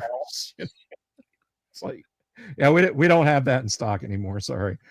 But yeah, stuff like that fascinates me. Yeah. And the fact that you probably have something along those lines, that is and super all cool. I did was order it from eBay, and I think I probably paid like $20 for it or something, Yeah. At first when I opened it, I'm like, wait a minute, this this isn't what I was this isn't what I wanted. It's not. It's all loose. I thought the book had fallen apart, but no, it was intended to be that way. Oh, that is fantastic, dude. So yeah, just hearing Paul talk to and interact with this guy was super cool. And then I did my interview with Paul, and now I'm about to show exactly how faulty my old man brain is. You guys were gone that afternoon, correct? On Sunday? On Sunday, yeah. Yeah. We had a okay. catch, which ended up turning into a complete ordeal. Oh no. Yeah, it kept getting delayed. So we sat in the airport for hours, and then and then we missed our connecting flight by a half hour, and there were no other options. So we had to sleep in Baltimore for the night on Sunday. Oh, you poor people. Well, I'm glad you made it out alive. It's terribly inconvenient. I'll let you finish your story. I'll just finish real quick. It's terribly inconvenient when it happens, but they kind of have this thing down to a system. It's like they tell you, your connecting flight, there's no connecting flight for you. Here's a hotel voucher. This is where you're going to go. This is the number that you'll call for the hotel shuttle to pick you up. And all of it is comped by the airline. So, and so you just, you deal with it. Yeah. So we wrapped up Sunday night. I bumped into Heidi. Now you talk about flying. I am the worst person in the world when it comes to flying. I love being in places when I get there. I hate the process of flying. Like, am I going to get pulled aside for an enhanced pat down? Am I on a no-fly list? Am I I am a neurotic wreck when it comes to flying. And the flight out on Monday, I thought it was at 5:45, and Eric told me when I saw him on Wednesday, he's like, yeah, I'm going to be by at this hour of the morning to pick you up. And I'm thinking, there's no way. I'll get to the airport like 20 minutes before my plane is supposed to leave. There's no fucking way. There's absolutely no way. But my flight was like an hour later. But once I got boarding time. Yeah. I finally sat down and looked at that and figured it out. But and everything. Now they're doing the boarding. They used to all do a half hour before, but now some of them are doing it up to 40 minutes before. Yeah. So, but we got there in good time and everything was fine. But that night, when I was, or that afternoon when I was confirming with Eric, and here's a guy, he and Heidi are basically carrying this con around on their shoulders, and he's taken the time to chit chat with me about, be cool, I'll get you there, it will be fine. Heidi reminded me that there was basically a farewell party at the Bottle Club, which was right behind or next to the Cove. So we went over to the Bottle Club, and free pizza and drink, and it was really good. We wrapped up and went back to the hotel, and then that was it. And I wound up home safe together, and it was a ton of fun. Yeah, it was a great trip. It really was. Yeah. It was I'd love to go back next year if everything lines up. Yeah, I don't know if I'll make it. I mean, I was there with the good graces of Heidi and Eric, so I told them when they asked me, because they were down here this time last year, they were down here in Central Florida, and invited Colleen and I out to, we went and had dinner, and That's nice. They said, well, what do you think about coming up to EGGCon? And I said, well, if I start walking now and I winter in Tennessee or Indiana, I should be able to get there by July of next year. And they said, well, we'll see what we can do. We don't think you'll have to do that. But I mean, I would love to go up there again someday. And who knows, maybe now that I've cracked the code of cheap eats, because you're supposed to just eat pizza at a con, right? I suppose. After a while, though. Yeah, after a while. There was actually a question for you from Steve K.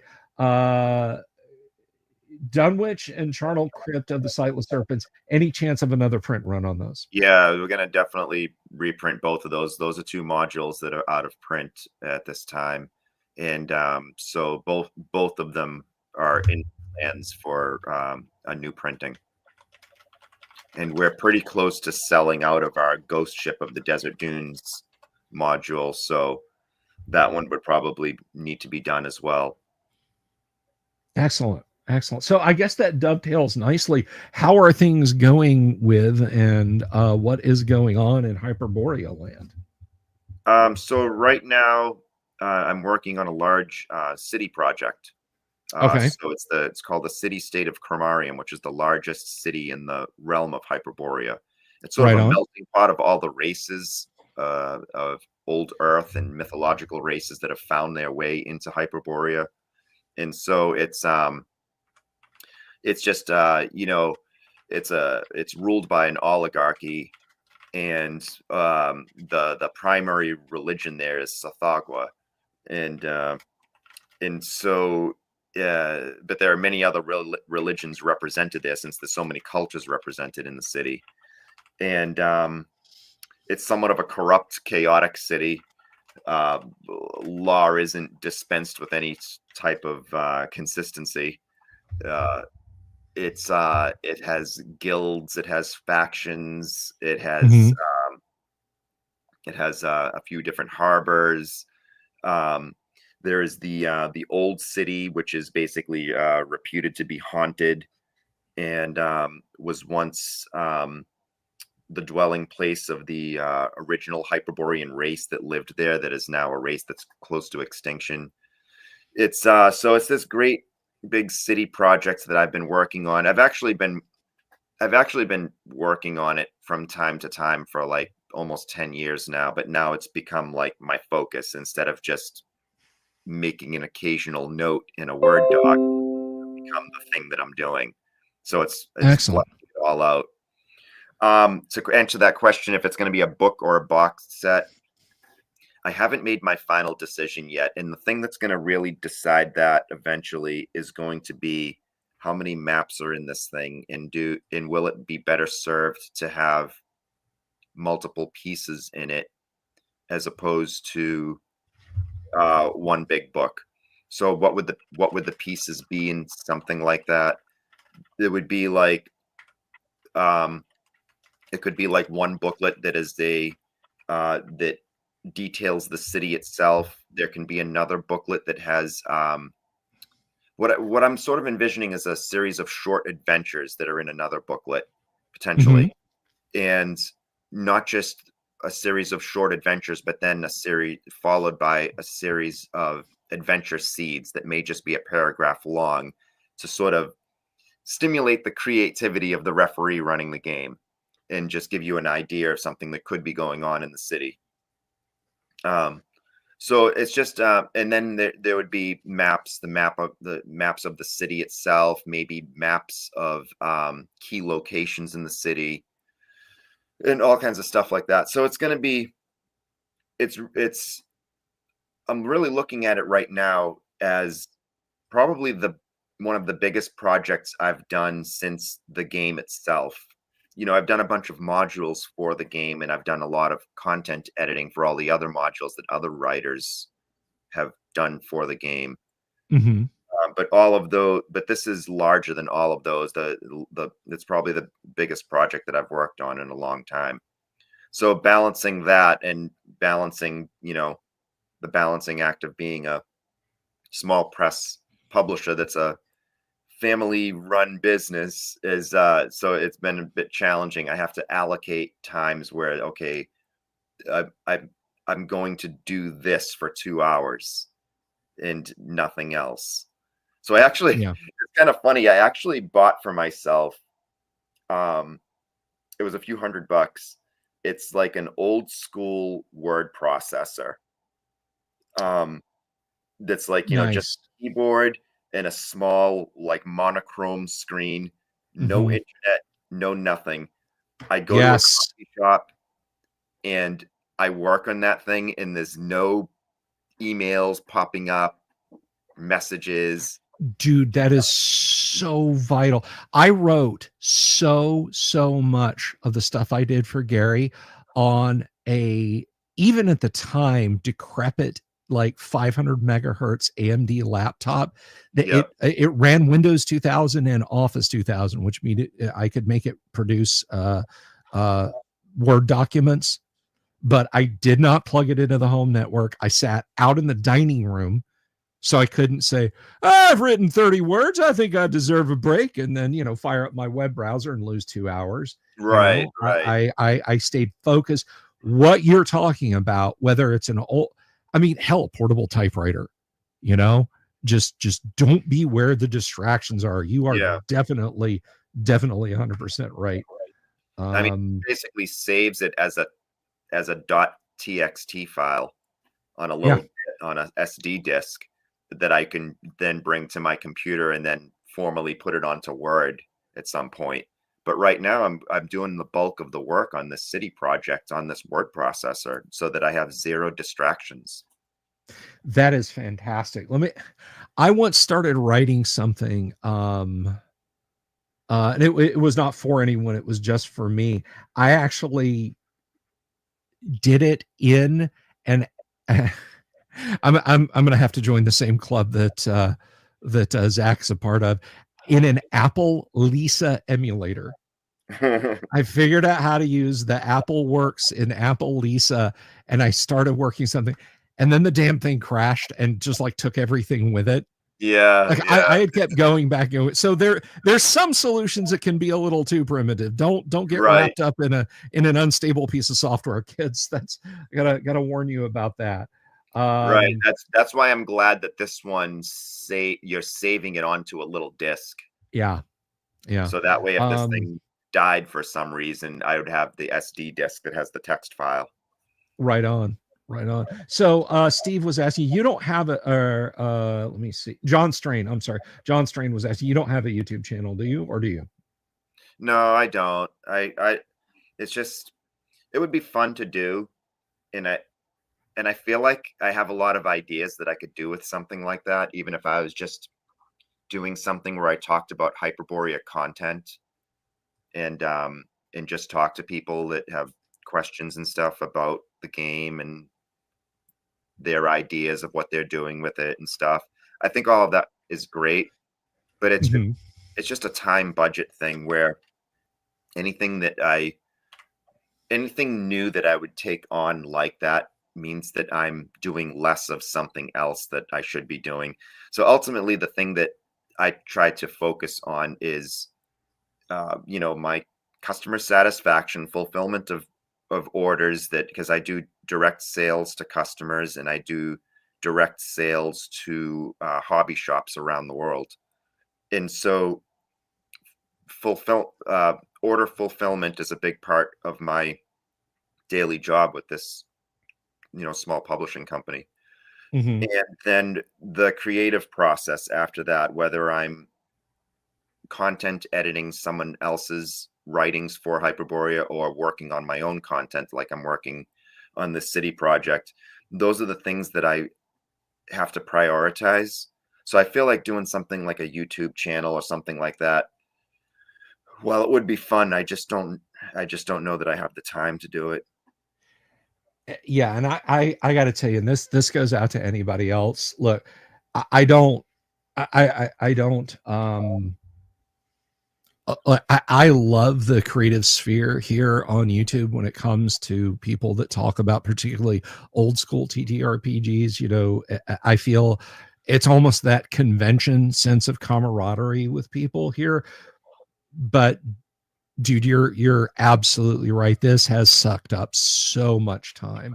Yeah, I mean, I'm sure that what, you just sit in front of a camera for an hour or three and talk. There is a lot more to it than that. Right. There's so if you were so you've been doing this for a long time now. So what do you think the ratio is for you? Say you do so you've been on now for almost 2 hours. Say if it was just an hour. what's the ratio of the time that you put into it before it and after it? How much time is the actual YouTube show itself compared to that post time and pre time? Depending on,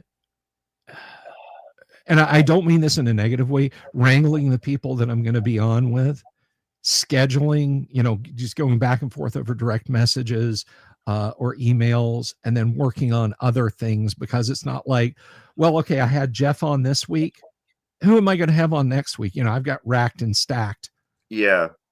Multiple guests and things that I'm thinking about doing. And, there's media that I have to do. I'd say sometimes it's like 3.5 or 4 to 1. Yeah.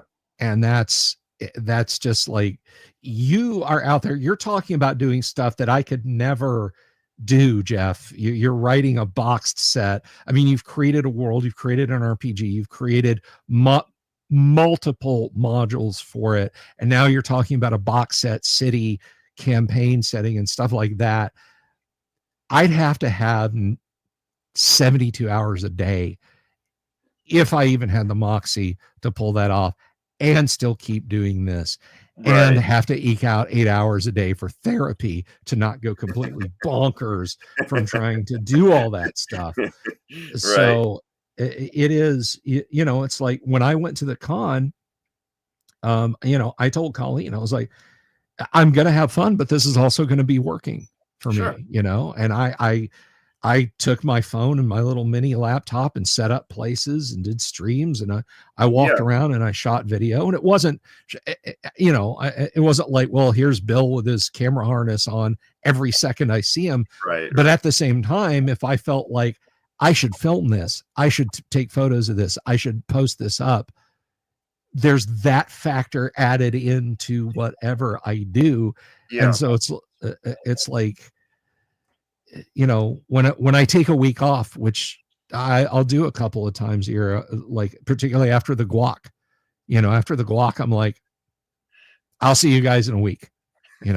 I just unhook and step away, turn off the studio lights, and don't even look at the camera. I have to decompress, dude. And you factor in all the prep to do a show that is as high quality as mine is. But no, all the prep, all the other stuff.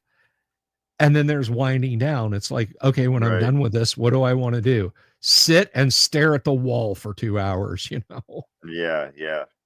So it is it's an effort. And if you're gonna do a YouTube show, for God's sake, spend a little bit of money and get a producer. Yeah. Get someone who has everything set up for you to walk in, sit down, they click start, they answer all the questions online in the chat, and they click stop, and then you get up and walk away from it. Yeah. That's you have to, because this it don't pay good. I'll tell you that, but this is a job. This is a JOB job that I have. So I'm sorry if that was a bit meandering of an answer to your question. No, I mean, that's cool. It's just, just basically coming back to that point where, like, for me personally, I don't think I have the bandwidth to do something like you do. Yeah. I fell backwards into this, Jeff, and I don't recommend people do it the way that I do. If somebody's like, I do. Yeah. Oh God, please don't do as I do. It's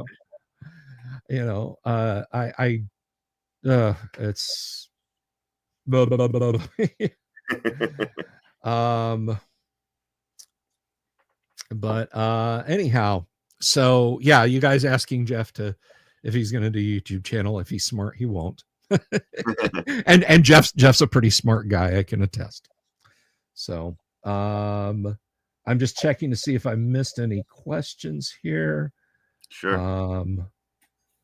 Oh, Jorge Uribe. Is there any chance you can autograph a book bought online? Yes.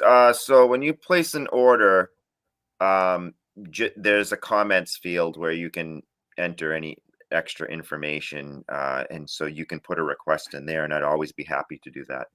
And Well, I do it quite a bit, so it's no inconvenience to me, and it's actually an honor that someone would want my autograph on something. So I always feel, like it's a privilege to, do something like that. yeah, So I need to.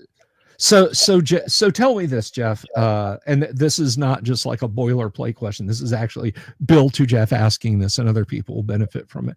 If I want like the standard package, luxury edition that I'm not afraid to break out and use at the table to get a Hyperborea game going, what do I need from you so I can ask for an autograph on it when I order it eventually?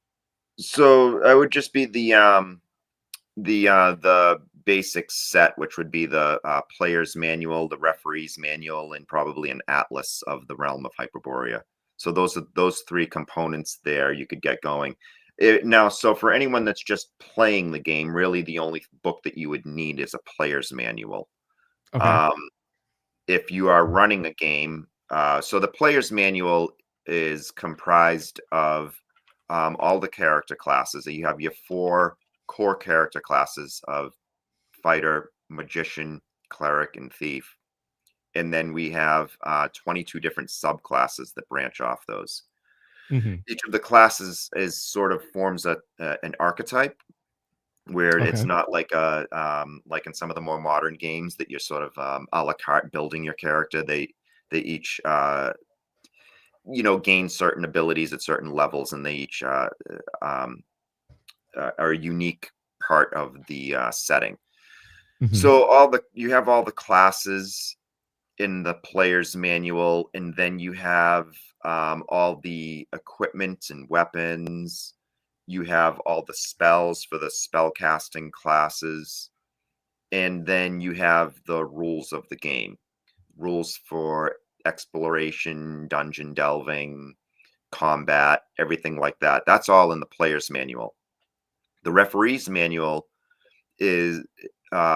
contains all the monsters of the game, all the magic items, and it also includes a gazetteer of the realm. In that gazetteer, you'll find all the lands described, the different cities, the different races of people that live in the different lands, the different religions that are followed, festivals, history of the realm, the unique sort of cosmology of the realm, including some of the unique stuff about Hyperborea, which is that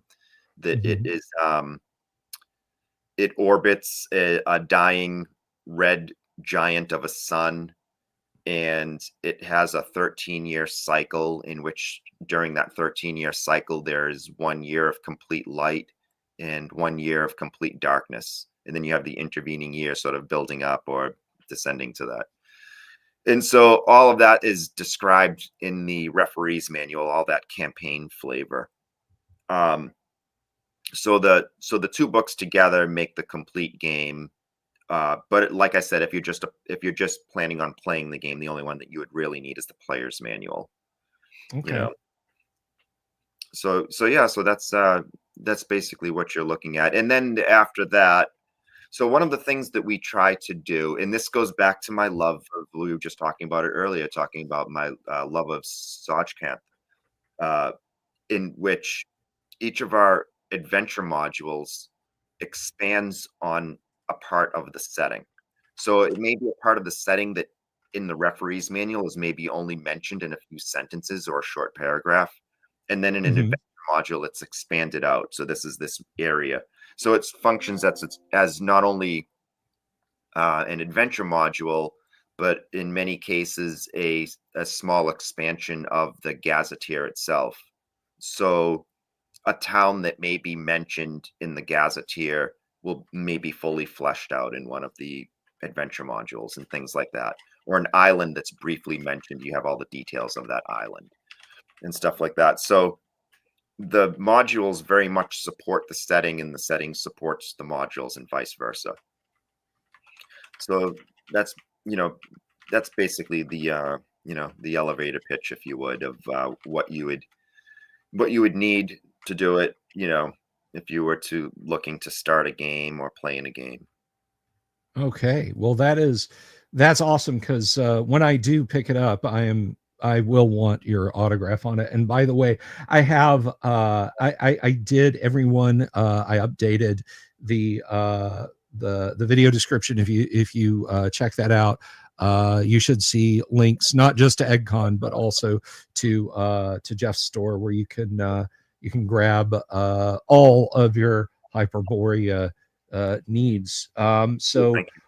what's in the pipeline? What's the next big thing? I guess the city, you've got the city set coming up. Is that like so other stuff we have in the pipeline? I've had a gentleman for quite a while now who's been working on a Foundry VTT version of the game.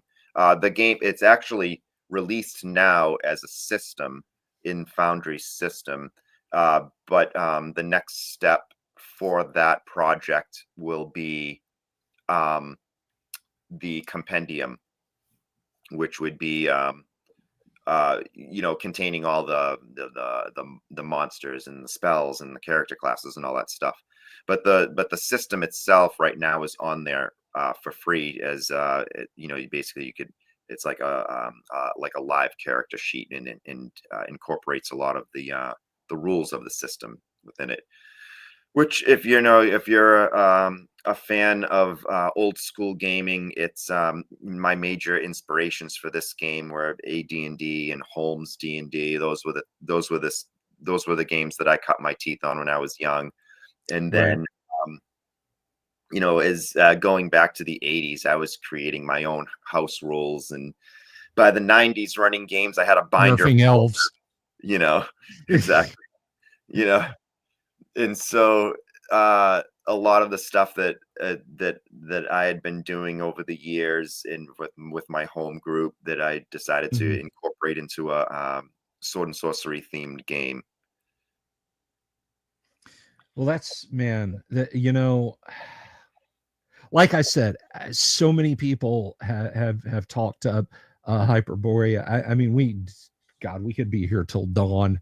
Sure. Just talking about how awesome this is, and I kick myself for not trying to get into one of your games at EGGCon. So I owe you a few. I owe you because you let me crash your game. So the next time we're at a con together, you have full permission to crash one of my games. Fair enough. And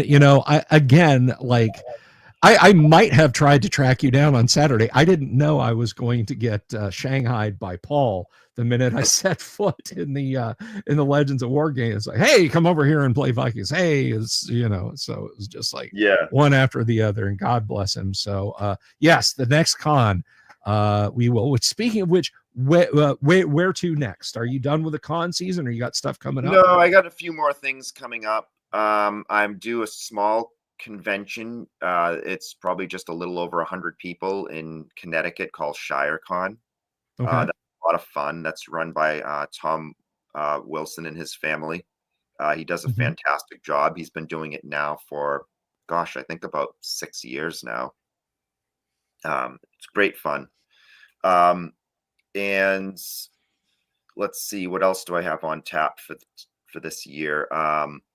I'm also doing it's a local comic book convention. It's called Granite State Comic-Con, but they have they've expanded to have a gaming be a part of their comic book convention. So I think a lot of that is starting to happen now, where a gaming component is being added to a lot of Comic-Cons because there's just so much crossover interest.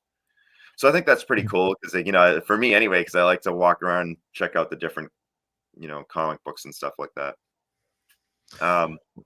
So yeah, I think that's it for this year. And then going into next year, there's Total Con in Marlborough, Massachusetts. I've been doing that one forever. So those, you're gonna get out to Page, you think? I I don't have plans to attend that one at this time. Is that one that you plan to go to? I've been invited to Page. Oh, cool. I apparently I'm going to Philadelphia in the winter because I have some kind of brain condition that makes me go into cold places, even though I hate the cold. So will not leave the hotel north during winter. Yeah, exactly. You know, go to Wisconsin at the end of March. Right. Foot of snow on the ground. Right. Fucking A, man. But we're late enough in the video, and I got a nice fat super chat. I can drop a dirty word. But no, yeah. So Paige, and then we got the Japan trip that we're looking at doing, the Japan gaming trip in May. So, you know, it's gonna be it's gonna be interesting for me. But you've got quite the smorgasbord. You gonna do EGGCon next year? I hope so. Yeah, I mean, I would love to return to that. That was so much fun. Yeah, you know, and it's North Texas RPG Con is always a staple. I love going to that. You know, that's just such a great time. We rent a boardroom at that convention, and we run a series of HYPERBOREA games run by myself and other referees throughout the whole con. And then on Sunday, we do a big open tournament in which anyone can drop in or drop out at their leisure and pick up a character. It will run 12 or 15 people at a time. And then as people have to leave and go catch a plane, they can leave. Or if their character dies, then someone else can jump in. And so what we do is we have a rotating cast of dungeon masters running it. So I'll start it off. I'll run for about an hour, and then I'll hand the baton to someone else. So basically, it's a growing dungeon. And so I like it. It's super fun. And so each person that runs their segment of it has their own little theme to it, you know, and that's unique to them. And it's really low key beer and pretzel kind of game, and it's a great way to end a convention. So we've done that for a couple of years now, the last couple of years at North Texas, and it's just great fun having that boardroom. Boardrooms are great too because you never have to deal with any external noise. When you some conventions when you go and you can't hear a damn thing and the player's sitting right next to you. Yeah, that cyclical roar, because it's like the table next to you is talking, you want to be heard above that table, and then they want to be heard above you, and then the table next to them wants to be heard above them, and it just woof, you know. Yeah, it can get loud. It can get loud. So well, that sounds great, man. That sounds fantastic. And the whole, I like the rotating GMs, and it's like, yeah, you know, I don't have to leave town for another 2 hours, and then I fly out of here. I might as well sit in game. You know, that goes into that neuroses I have about flying. I could not do that because all I would be thinking about there for the hour or two before I had to go was, shit, I'm gonna forget, and I'm gonna end up sitting here too long. You need to set some alarms on your phone. I do. But yeah, so anything was there anything else we did at the con that I may have suffocated under a blanket of wine and spotted cow? Let me think. I did not start a fight with a guy who was wearing an Oklahoma Sooners t-shirt or sweater in the Rathskeller. I did not. I just want to point out, I did not march over to him and tell him the truth, which is that Oklahoma is not, nor will they ever be, an SEC team. Right. I didn't. I regretted that I never got a chance to actually talk to Frank Mentzer. I saw him from a distance a few times, and I was like, there's Frank, but he's got a bunch of people around him talking to him. Oh, I'll catch him later. And then I realized after I had left that I never actually spent time talking to Frank. Oh, shucks. Did you speak to him? No, I didn't. I did not. I did not speak to Frank. Oh yeah, Canex says I ran the Memorial Challenge game Saturday morning. That was I guess you were away when I talked about it was from 9 to noon, and I thought it was from noon to 3. So I was sitting there just quietly munching on my breakfast when I realized that I had 15 minutes to get that quarter mile to the elevator, and then Right. the remaining 2 miles to the conference room. So, but yes, I did do that. So you should have had me sign your poster. I don't know if that's directed at me or if that's directed at Jeff. It's probably directed at Jeff. But well, sir, we've been going for a good stretch. And I do, like I said, everybody, links to Jeff's stuff is in the video description below. So if you're watching this after the fact, go check that out. You have about 2 more minutes if you want to get a copy of Crom. 20% off, $20 instead of $25. Shoot me a message right now. It's only for while this broadcast is live that I'm offering that deal. So I got Jeff, to see Crom in action at the con, and that was an impressive character sheet, I must say. They came out really well, and it was very well organized. It was intuitive the way it was set up to when you sit down at some games and you look at the character sheet and you're trying to absorb what's on there. This was just ordered very nicely and logically, and it was it made it easy to process the information that was on it, to use it. Well, thank you very much, Jeff. I do appreciate the kind words. But it's just a thing I made. So, yeah, it's cool. So anyway, I will have you back on the show. I will have you back on the show. Thank you very, very much for being here, brother. It is always a pleasure to have you. And to the folks out there in the audience, I want to say thank you for your wonderful questions and interactions. And Doc Flamingo, thank you for the super. You're quite literally helping keep the lights on around here. And Jeff, please help yourself to some baklava and schnapps in the green room. I'm going to go ahead and put these kids to bed. Everybody, I will be back tomorrow night. We will be playing some first edition Gamma World. Don't miss it because it's going to be good, irradiated fun. And you know what? One of the things that I forgot to ask Jeff, and maybe he can tell us this the next time he's is in Hyperborea, are there, in fact, owl bears? We'll just have to check and see. Peace, everybody. Good night. Talk to you all later. And where's my end credits button? There it is. Have you seen my owl bear?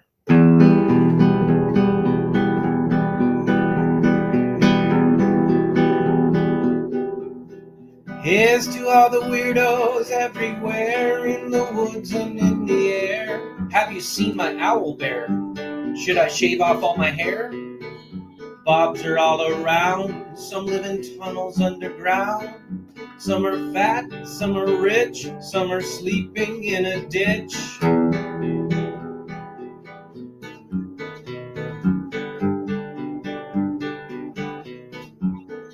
Can you ride a crooked horse without a saddle way off course? Naked as a toad all the way to Smoky Joe's? Have you seen the little creep driving fast in his little green Jeep? He smells like fish and brandy, but his rotten teeth look dandy. Take me to the show, I don't care if fast or slow. From action flicks to dancing dicks, just take me to the show.